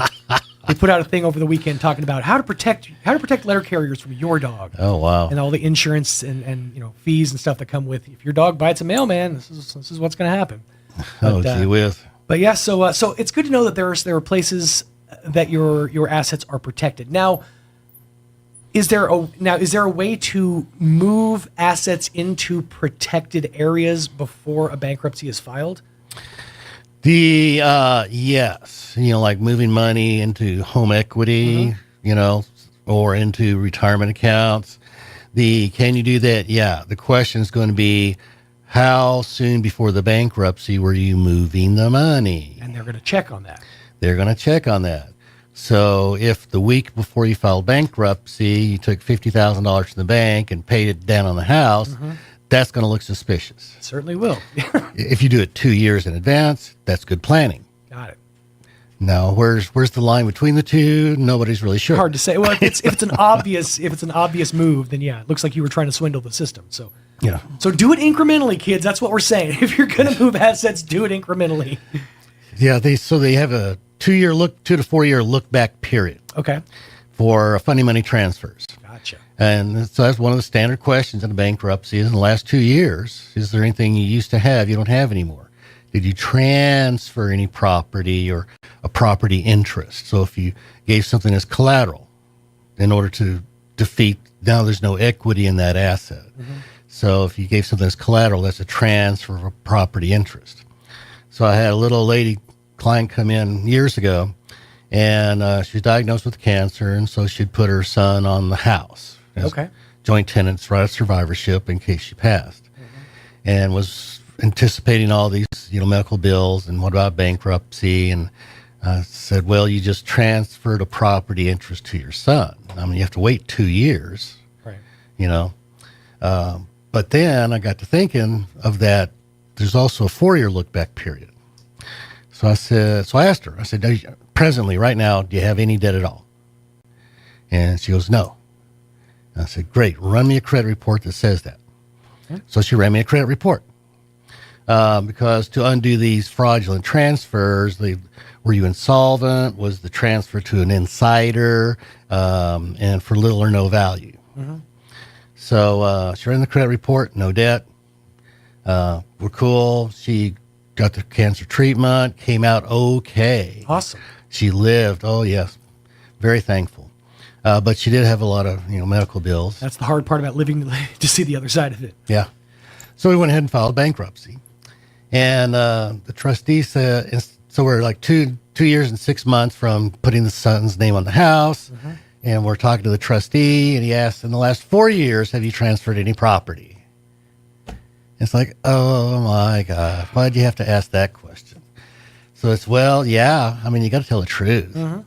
And so he starts salivating because he's going to undo this fraudulent transfer, right? Well, the transfer has to be to an insider for little or no consideration at the time you're insolvent.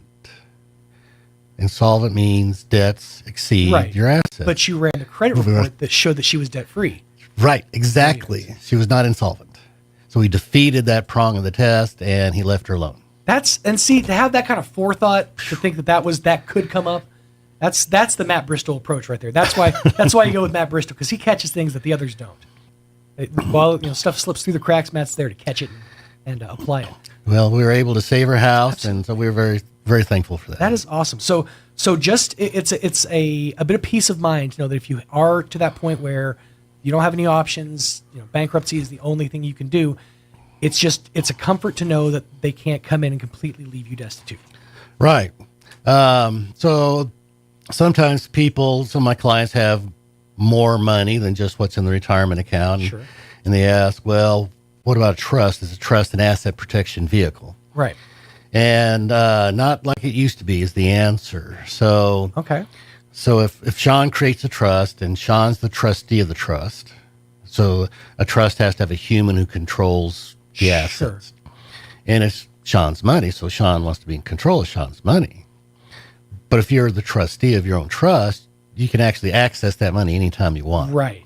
Therefore, it's not an asset protection vehicle. Just an added account, essentially, an additional bank account. Right. So, but if you leave your money in trust to, say, for example, let's say I win the lottery and I want to take 100 million of my winnings and leave it in a trust for my kids, 50 million each. If at that point something happens, I end up having to declare bankruptcy, the money that I have left to my kids in their trust is not protected or is protected. Well, it's your bankruptcy. It's not the children's bankruptcy. Okay. So it's their trust. It's not your trust. So if I leave it in trust to them, it then becomes their trust. Right. Gotcha.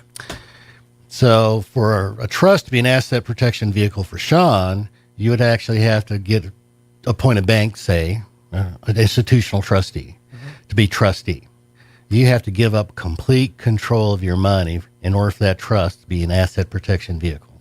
Okay. And most people don't want to give up. Don't want to do that, yeah. They don't want to give up that control. Right.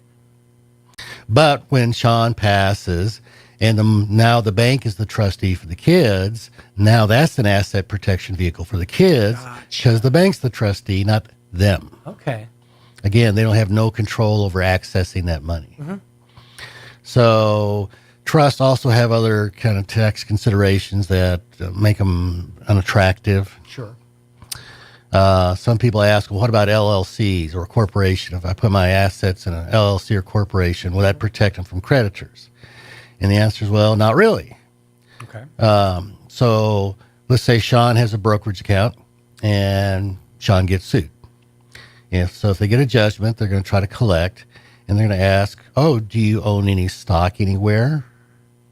Oh, yeah, I've got some Coca-Cola in my brokerage account. Go, well, let's look at this state law listing of exemptions. Oh, look, there's no Coca-Cola stock exempted. So they're going to take my Coke? They would take your stock, your ownership in the Coca-Cola. Gotcha. And if you had a business where you were 100% owner of an LLC, they're going to take your LLC. Gotcha. Just like they could access the Coke stock.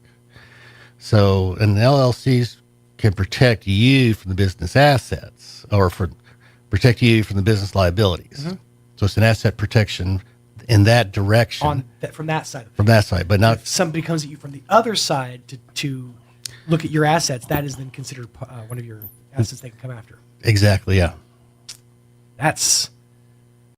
So something to keep in mind. So there are places to put money, places not to, and it's kind of a shell game. It sounds like there's constantly bureaucracy moving around and adjusting things. So it's kind of a cat and mouse game. It is. A limited partnership is the only real asset protection vehicle that I've found.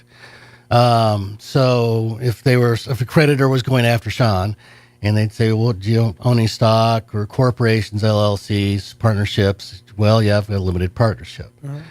Well, if you have an LLC, they can actually take it from you, or you own Coke stock in a brokerage account, they can take that from you. Gotcha. In a limited partnership, they can't take your ownership interest.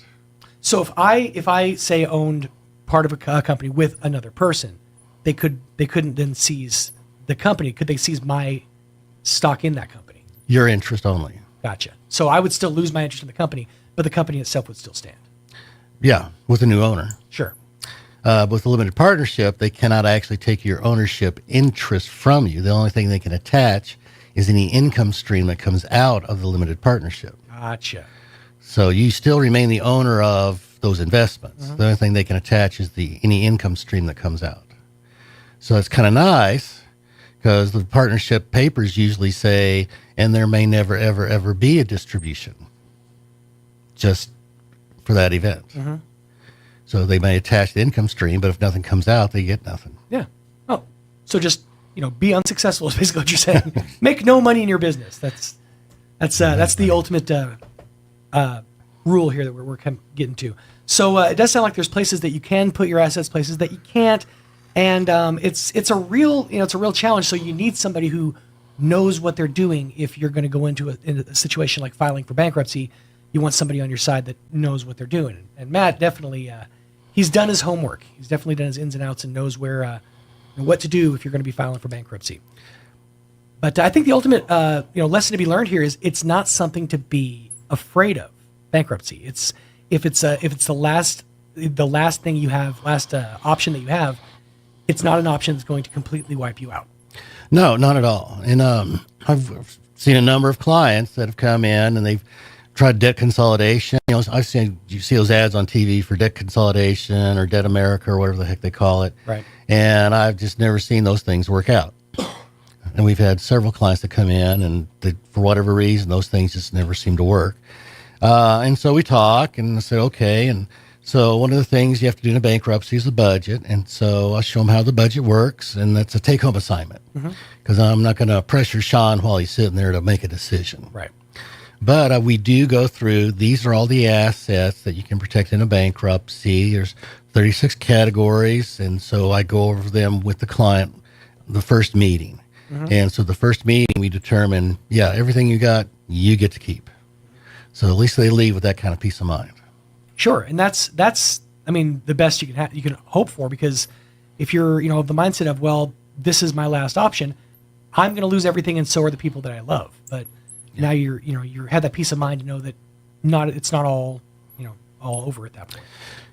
Correct. And so I did have a gentleman come in and ask, and we were talking, and so they want to know about real estate. And go, oh yeah, I got a house, and any other real estate you or your wife own. Oh yeah, she's got this honking big tract of land out there.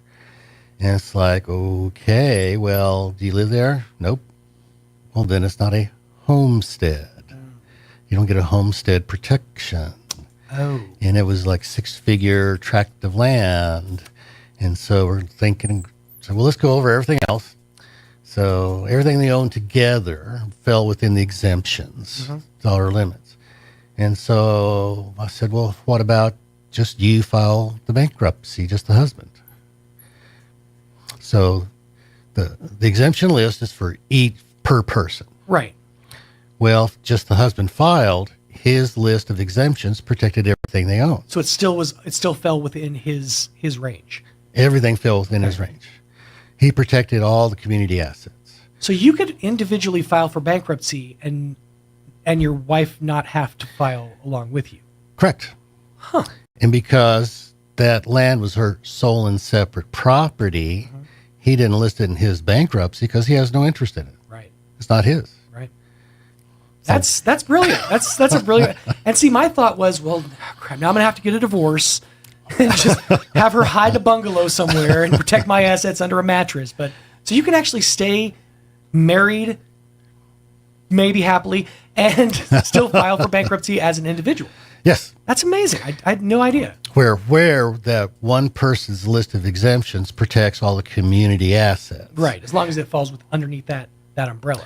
And of course, your spouse's paycheck is a community asset. So can they sue the non-filing spouse? Yeah. Can they collect against any community asset? No. And that includes a paycheck because that's a community asset.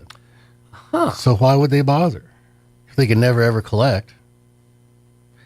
So it's kind of a squirrely little thing, but it works. It is. It's there's definitely a lot of twists and turns you have to take to navigate the system, but it sounds like you've done the groundwork. Yeah. It sounds like if you want to have the best footing, if you're thinking about filing for bankruptcy, come talk to Matt, because Matt's where it's at when it comes to bankruptcy filing. He's done his homework. He knows the rules and regulations, the ins and the outs. Well, we try to do a good job. Yeah, absolutely. We try to. So one of the dangers of asset protection that we see now that I'm getting older is nursing home costs. Because in New Mexico, you can protect a home as long as there's an intent for the person to return home. So that's one of those nudge, nudge, wink, winks. Right. Is it an intent for this person to return home? Oh, yes. Of course. Always put yes. Yeah. Doesn't They're just on vacation at Sunny Acres. Yeah. It doesn't matter if the doctor gives them 2 months to live. Oh, yes, there's an intent to return home. But their spendable assets have to go down to like $2,000. So, and that includes retirement accounts. Oh. And then only then does Medicaid take over or help with the cost. Sure. So you private pay until all your money's gone, and then Medicaid will take over when you've only got $2,000 in the bank. When you're destitute, right. When you're broke. Which is, who wants that to happen? And if you got a surviving spouse, what are they going to live on? Right. So, but the Medicaid rules contemplate that there can be the husband and wife can enter into a post-nuptial contract where they separate their assets. Okay. So Sean's assets are his sole and separate. His spouse's assets are her sole and separate. Any debt that Sean makes is his sole and separate debt. Any debt the spouse makes is her sole and separate debt, including especially nursing homes. And that way, at least if wife goes into the nursing home and her assets all get shot to hell, right. Sean's are protected. Who knew it worked like that? But that is that's good to know. It is contemplated in the Medicaid regs, so that's a good thing. Absolutely, they've thought it through. Make sure that you're not going to be left high and dry. Well, that is definitely good to know. Yeah, in some states though, they force you to sell the home. Really? It's a state by state thing. If you're in New Mexico and you're thinking about this, you're maybe moving to Texas or something. That's a whole different legal landscape. Oh yeah.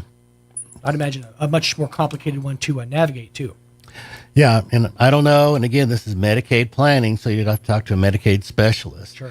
But I think it was somebody in Missouri or someplace said that they were forced to sell mom's home when mom went into the nursing home to help cover the costs before Medicaid would kick in. Right. So, yeah, isn't that terrible? Oh my God. Yeah, that's not fun at all. So we've gone through a lot of angles, a lot of twists and turns. If somebody wants to have a sit down with you, chit chat, maybe they're thinking of considering bankruptcy for themselves. What should they do? What are the first steps? So for bankruptcy, we have no fee consultations. It lasts an hour. It's completely free. You're not required to hire us to get the free consultation. We're at 575-625-5284, bristoloffice.net. And if you had questions about a post-nuptial separation agreement for assets, for asset protection, or some other asset protection, we do have a consultation fee for that kind of stuff. Sure. And so we're not doing any more litigation cases. We used to do a lot of contract and family law stuff, so we're getting out of the litigation stuff. I have my paralegal's going to go to Albuquerque and spend time with her grandson, so that's a cool thing. Yeah, absolutely. Yeah, we're a supporter in that. But you can give us a call, 625-5284. Set up an appointment, come on down and talk for free on bankruptcy stuff. Absolutely. I've actually had this sit down with Matt when myself and my wife at the time were considering filing. And after going through everything, after kind of sitting down and looking at the budget and looking at what would be protected assets, it definitely put my mind at ease. Because thank you. Well, absolutely. The first thing you think when you go into this is, they're going to take everything. We're going to be left on the streets. And I've got, I got kids. I have, maybe an elderly relative that I'm caring for, and all these things are going to get taken away. But there are protections that have been set in place, and that's absolutely comforting to know. Absolutely. And then every once in a while we run across somebody, and they have a budget issue, not so much a bankruptcy issue. So it's not the amount of debt, it's just how they're handling or not handling the debt. And so we do a budget, get a hold on that, and I tell them, you have a non-bankruptcy alternative. And let me show you what it is. So every once in a while we do get somebody like that. And it doesn't always have to be that bankruptcy. There's you can, once you worked up a budget, you can maybe figure out, I can do this without having to, go to those drastic measures of filing for bankruptcy. There's other options. There's, counseling and programs that are available. There is for older people. Okay, let's say we got how much time we have? Okay, we got plenty. We're good. Okay, so let's say there's an older retired couple, and they got these credit cards that are hounding them, And it's like, okay, Mr. and Mrs. Smith, what are your sources of income? Well, we get Social Security, okay. And retired school teacher gets educational retirement, okay. And anything else? No, well, that's it. They go, okay, well, under federal law, nobody can garnish your Social Security. Not from the source, not after it hits the bank. It's no creditor can ever take it from you. Protected money. Protected money. And remember, under the state law exemptions, your retirement is protected, right? You could have an unlimited amount of money in your 401 and nobody can take it from you, right? Sure. Well, when they get that retirement check, that's retirement money.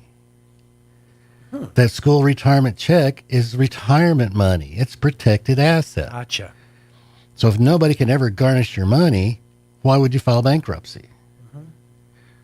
It's protected anyway. So yeah, there's no reason to. So financially, there's no reason to file. Now, there might be a peace of mind reason to file bankruptcy just so people quit hassling you. Right. But financially, there's no reason. We had a little old lady came in and credit cards were hassling her. And she comes in with an adult daughter who's like, my age. And thinking about moving mom in with adult daughter anyway, but all these creditors are hassling mom. And like, okay, so mom's sole source of money is Social Security, right? Right. And her check is less than what we charge for a bankruptcy. I mean, it's more than her monthly check. Right. And I said, well, I hate to see you blow that much money, Mom. So I suggest to the adult daughter, I said, get her a new phone. And when those, credit card bills come in at Mom's house, just write deceased, return to sender. And so now they're getting their letters back, deceased, return to sender. The phone's disconnected. But what now? Can't that have an effect on her Social Security? If one of those creditors were to say, file a report that she's deceased, but then Social Security checks are still coming, wouldn't that maybe open up some kind of investigation? Well, let's think about that. How much control do you have over somebody else's Social Security check? Like zip. None. No, because otherwise you'd be called to screw your neighbor. You'd call Social Security and say, by the way, Billy Bob died. You need to stop his Social Security check. Right. That's not the way it works. Even if it's your spouse and you need to report that they've passed away, you cannot do it on the phone. You cannot do it online. It has to be in person. Oh, okay. Because they don't want people screwing with other people's Social Security checks. That makes sense. That makes a lot of sense. Yeah. Okay, so there you go. So just kill off your mom, in kayfabe. Get her a new phone. Do that thing like they do in Breaking Bad where you snap the old phone in half, throw one to this side, one to that side. We'll call it good. And so, and then mom moves in with daughter and they don't even know where she lives anymore. And mom's got peace of mind because nobody's calling her on the phone. Absolutely. And we've saved her, more than a month's pay. So sometimes we get a little creative. Yeah. But that's where the fun comes into play. Because, the standard legal way to do things, it's like, all right, I've done this 1,000 times. This way, you kind of become a detective. You kind of get to put your gumshoes on a little bit, and get out there and see what options are available. Yeah, get a little creative. It's a little fun. So that's what they ended up doing, I think. And so at least we helped this lady out. So now she's got her peace of mind. She's not being hassled. That's an awesome thing to see. And you're not going to get something like that if you don't find a legal mind that knows what they're doing. Matt does. 575-625-5284, BristolLawOffice.net. .net is the place to visit. And again, if you're considering bankruptcy, I absolutely recommend just this free consultation. Just go talk to Matt. Let his brain work for you so that you don't have to panic, go into panic mode. We'd be glad to help. We sure would. Absolutely. Now it's been a minute since I've had the one-on-ones with you. And you usually like to end with a little historical quip or something else. Are we still doing that? Yes. Awesome. If we have time? Absolutely. Okay. So the first rifle was actually, they had cannons and they made them smaller and smaller and smaller until they finally had man-portable cannons called guns. And the first one was called a matchlock. Okay. And so a lock was just the mechanical parts of it. So they had a locksmith make the parts because that was the local mechanic guy. And the match was just this rope that was slow burning, and they called it a match. So they had this slow burning rope that they used to actually set off the gunpowder. And then they had improved that to a flint lock. Right. Okay, so the mechanical moving parts of the gun are called the lock work. So then they had the flintlock. So then they came up with, brass containers for powder. Okay. So instead of, loading the gunpowder down the front of the barrel. And the musket ball and all that. So now we have these brass containers where you can shoot a lot. Mm-hmm. So shooting therefore became more popular, especially in England. So now you can go duck hunting with these, just easily reloadable brass cases. Mm-hmm.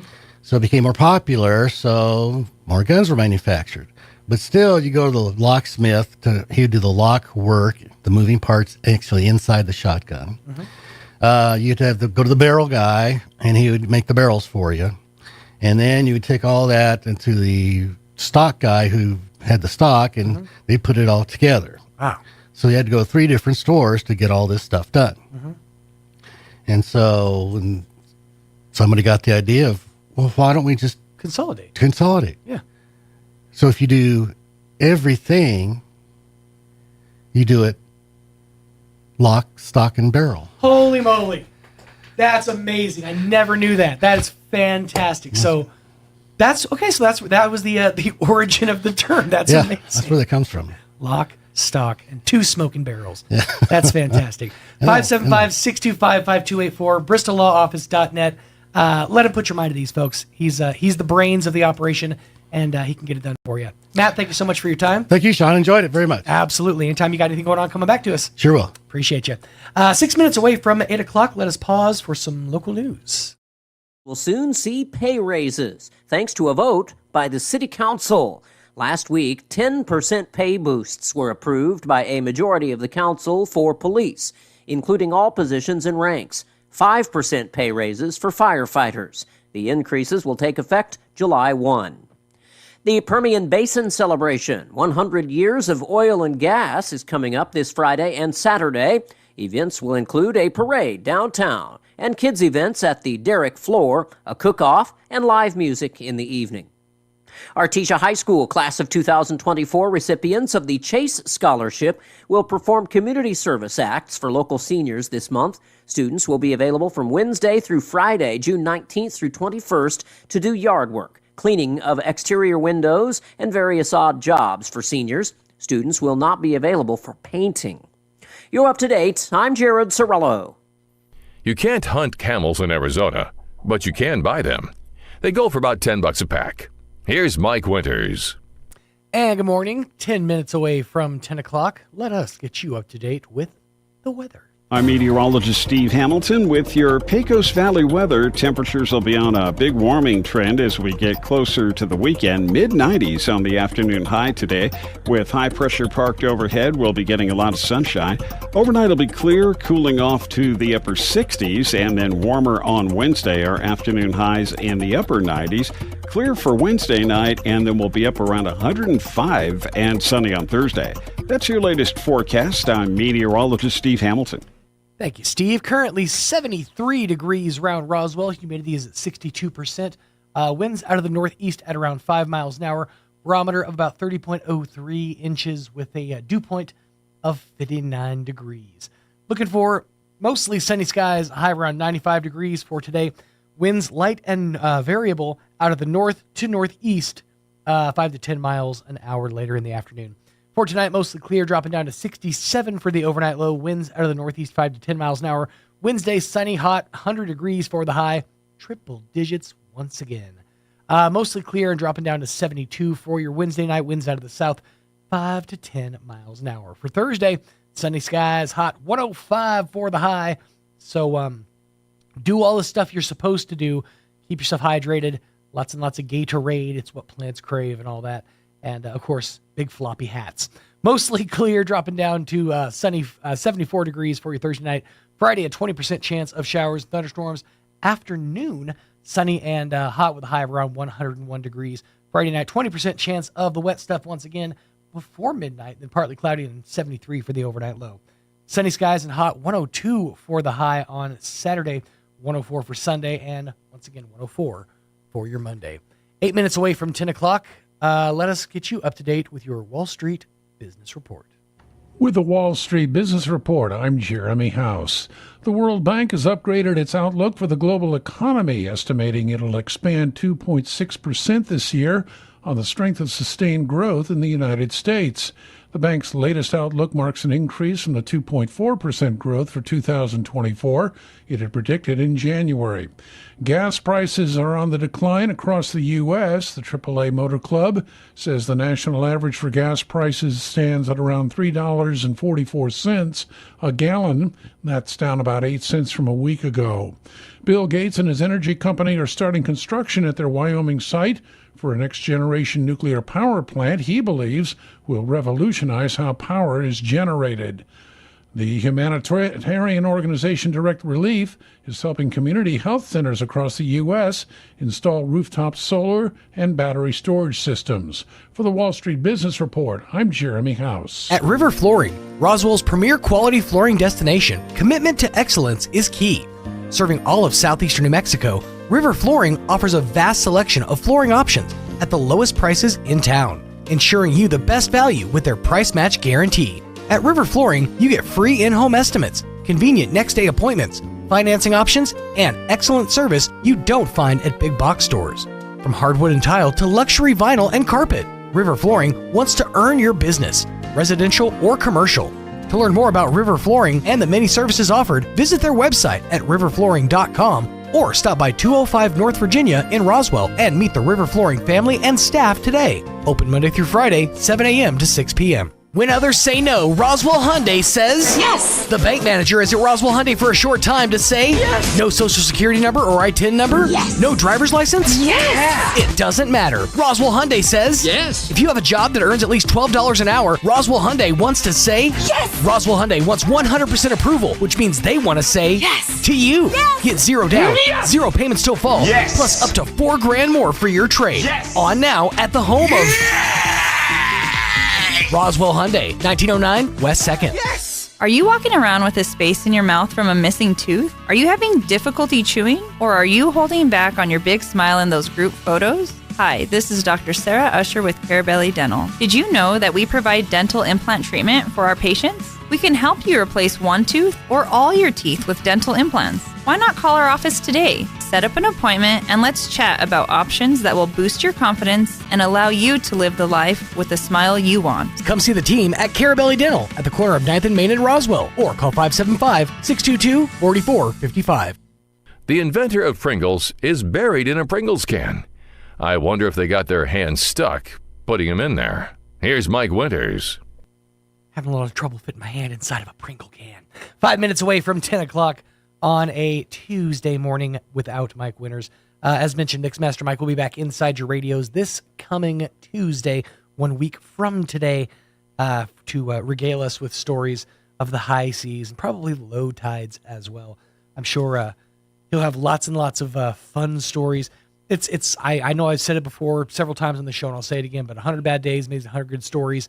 Hopefully, Mike has at least a couple of, and I mean this with all good intentions, a couple of bad experiences on that boat, because trust me, those are going to make the best stories.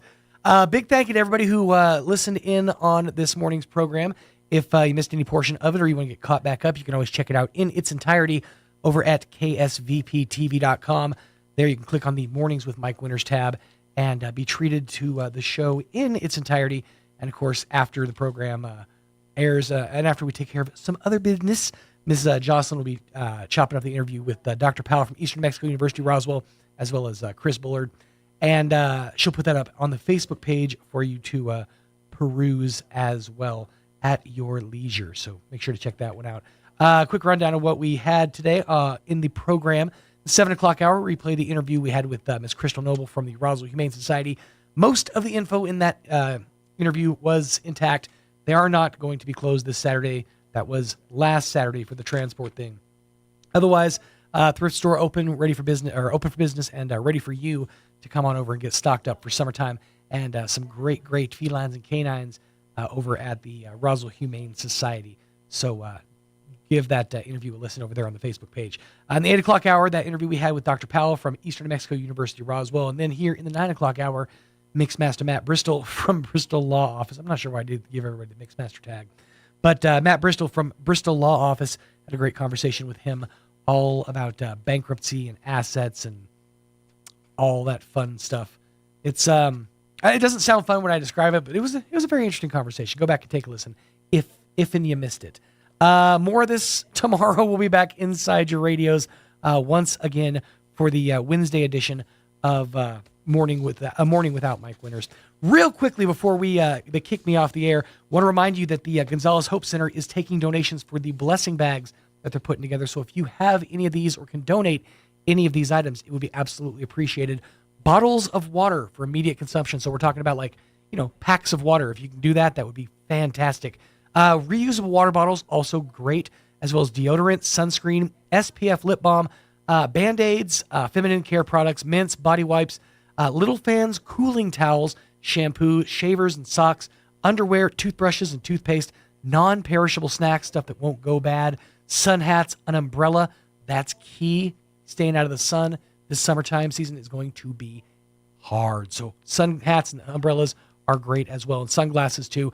If you can donate any of these products or make a monetary donation so that these products can be purchased, it would be absolutely appreciated. You can make those donations at the Gonzales Hope Center right over there on East 3rd behind what used to be 3rd Street Station. I believe it's now fixed to be a brewery or a something. And you can make that donation there, or you can give Ms. Jocelyn a call. She'll be glad to facilitate your donation, or get somebody who can. Give Ms. Jocelyn a call, 575-208-9509. That's 575-208-9509. And find more information on the Food Not Bombs Facebook page. That's where you'll find it. Back at it again tomorrow morning on A Morning Without Mike Winters. Big thanks to you and yours. You're listening to 106.5 Roswell's Talk FM, KEND Roswell, New Mexico. Till next time, be seeing you. On air and online, this is Roswell's home for talk radio, KEND Roswell. Breaking news this hour from townhall.com. I'm John Scott.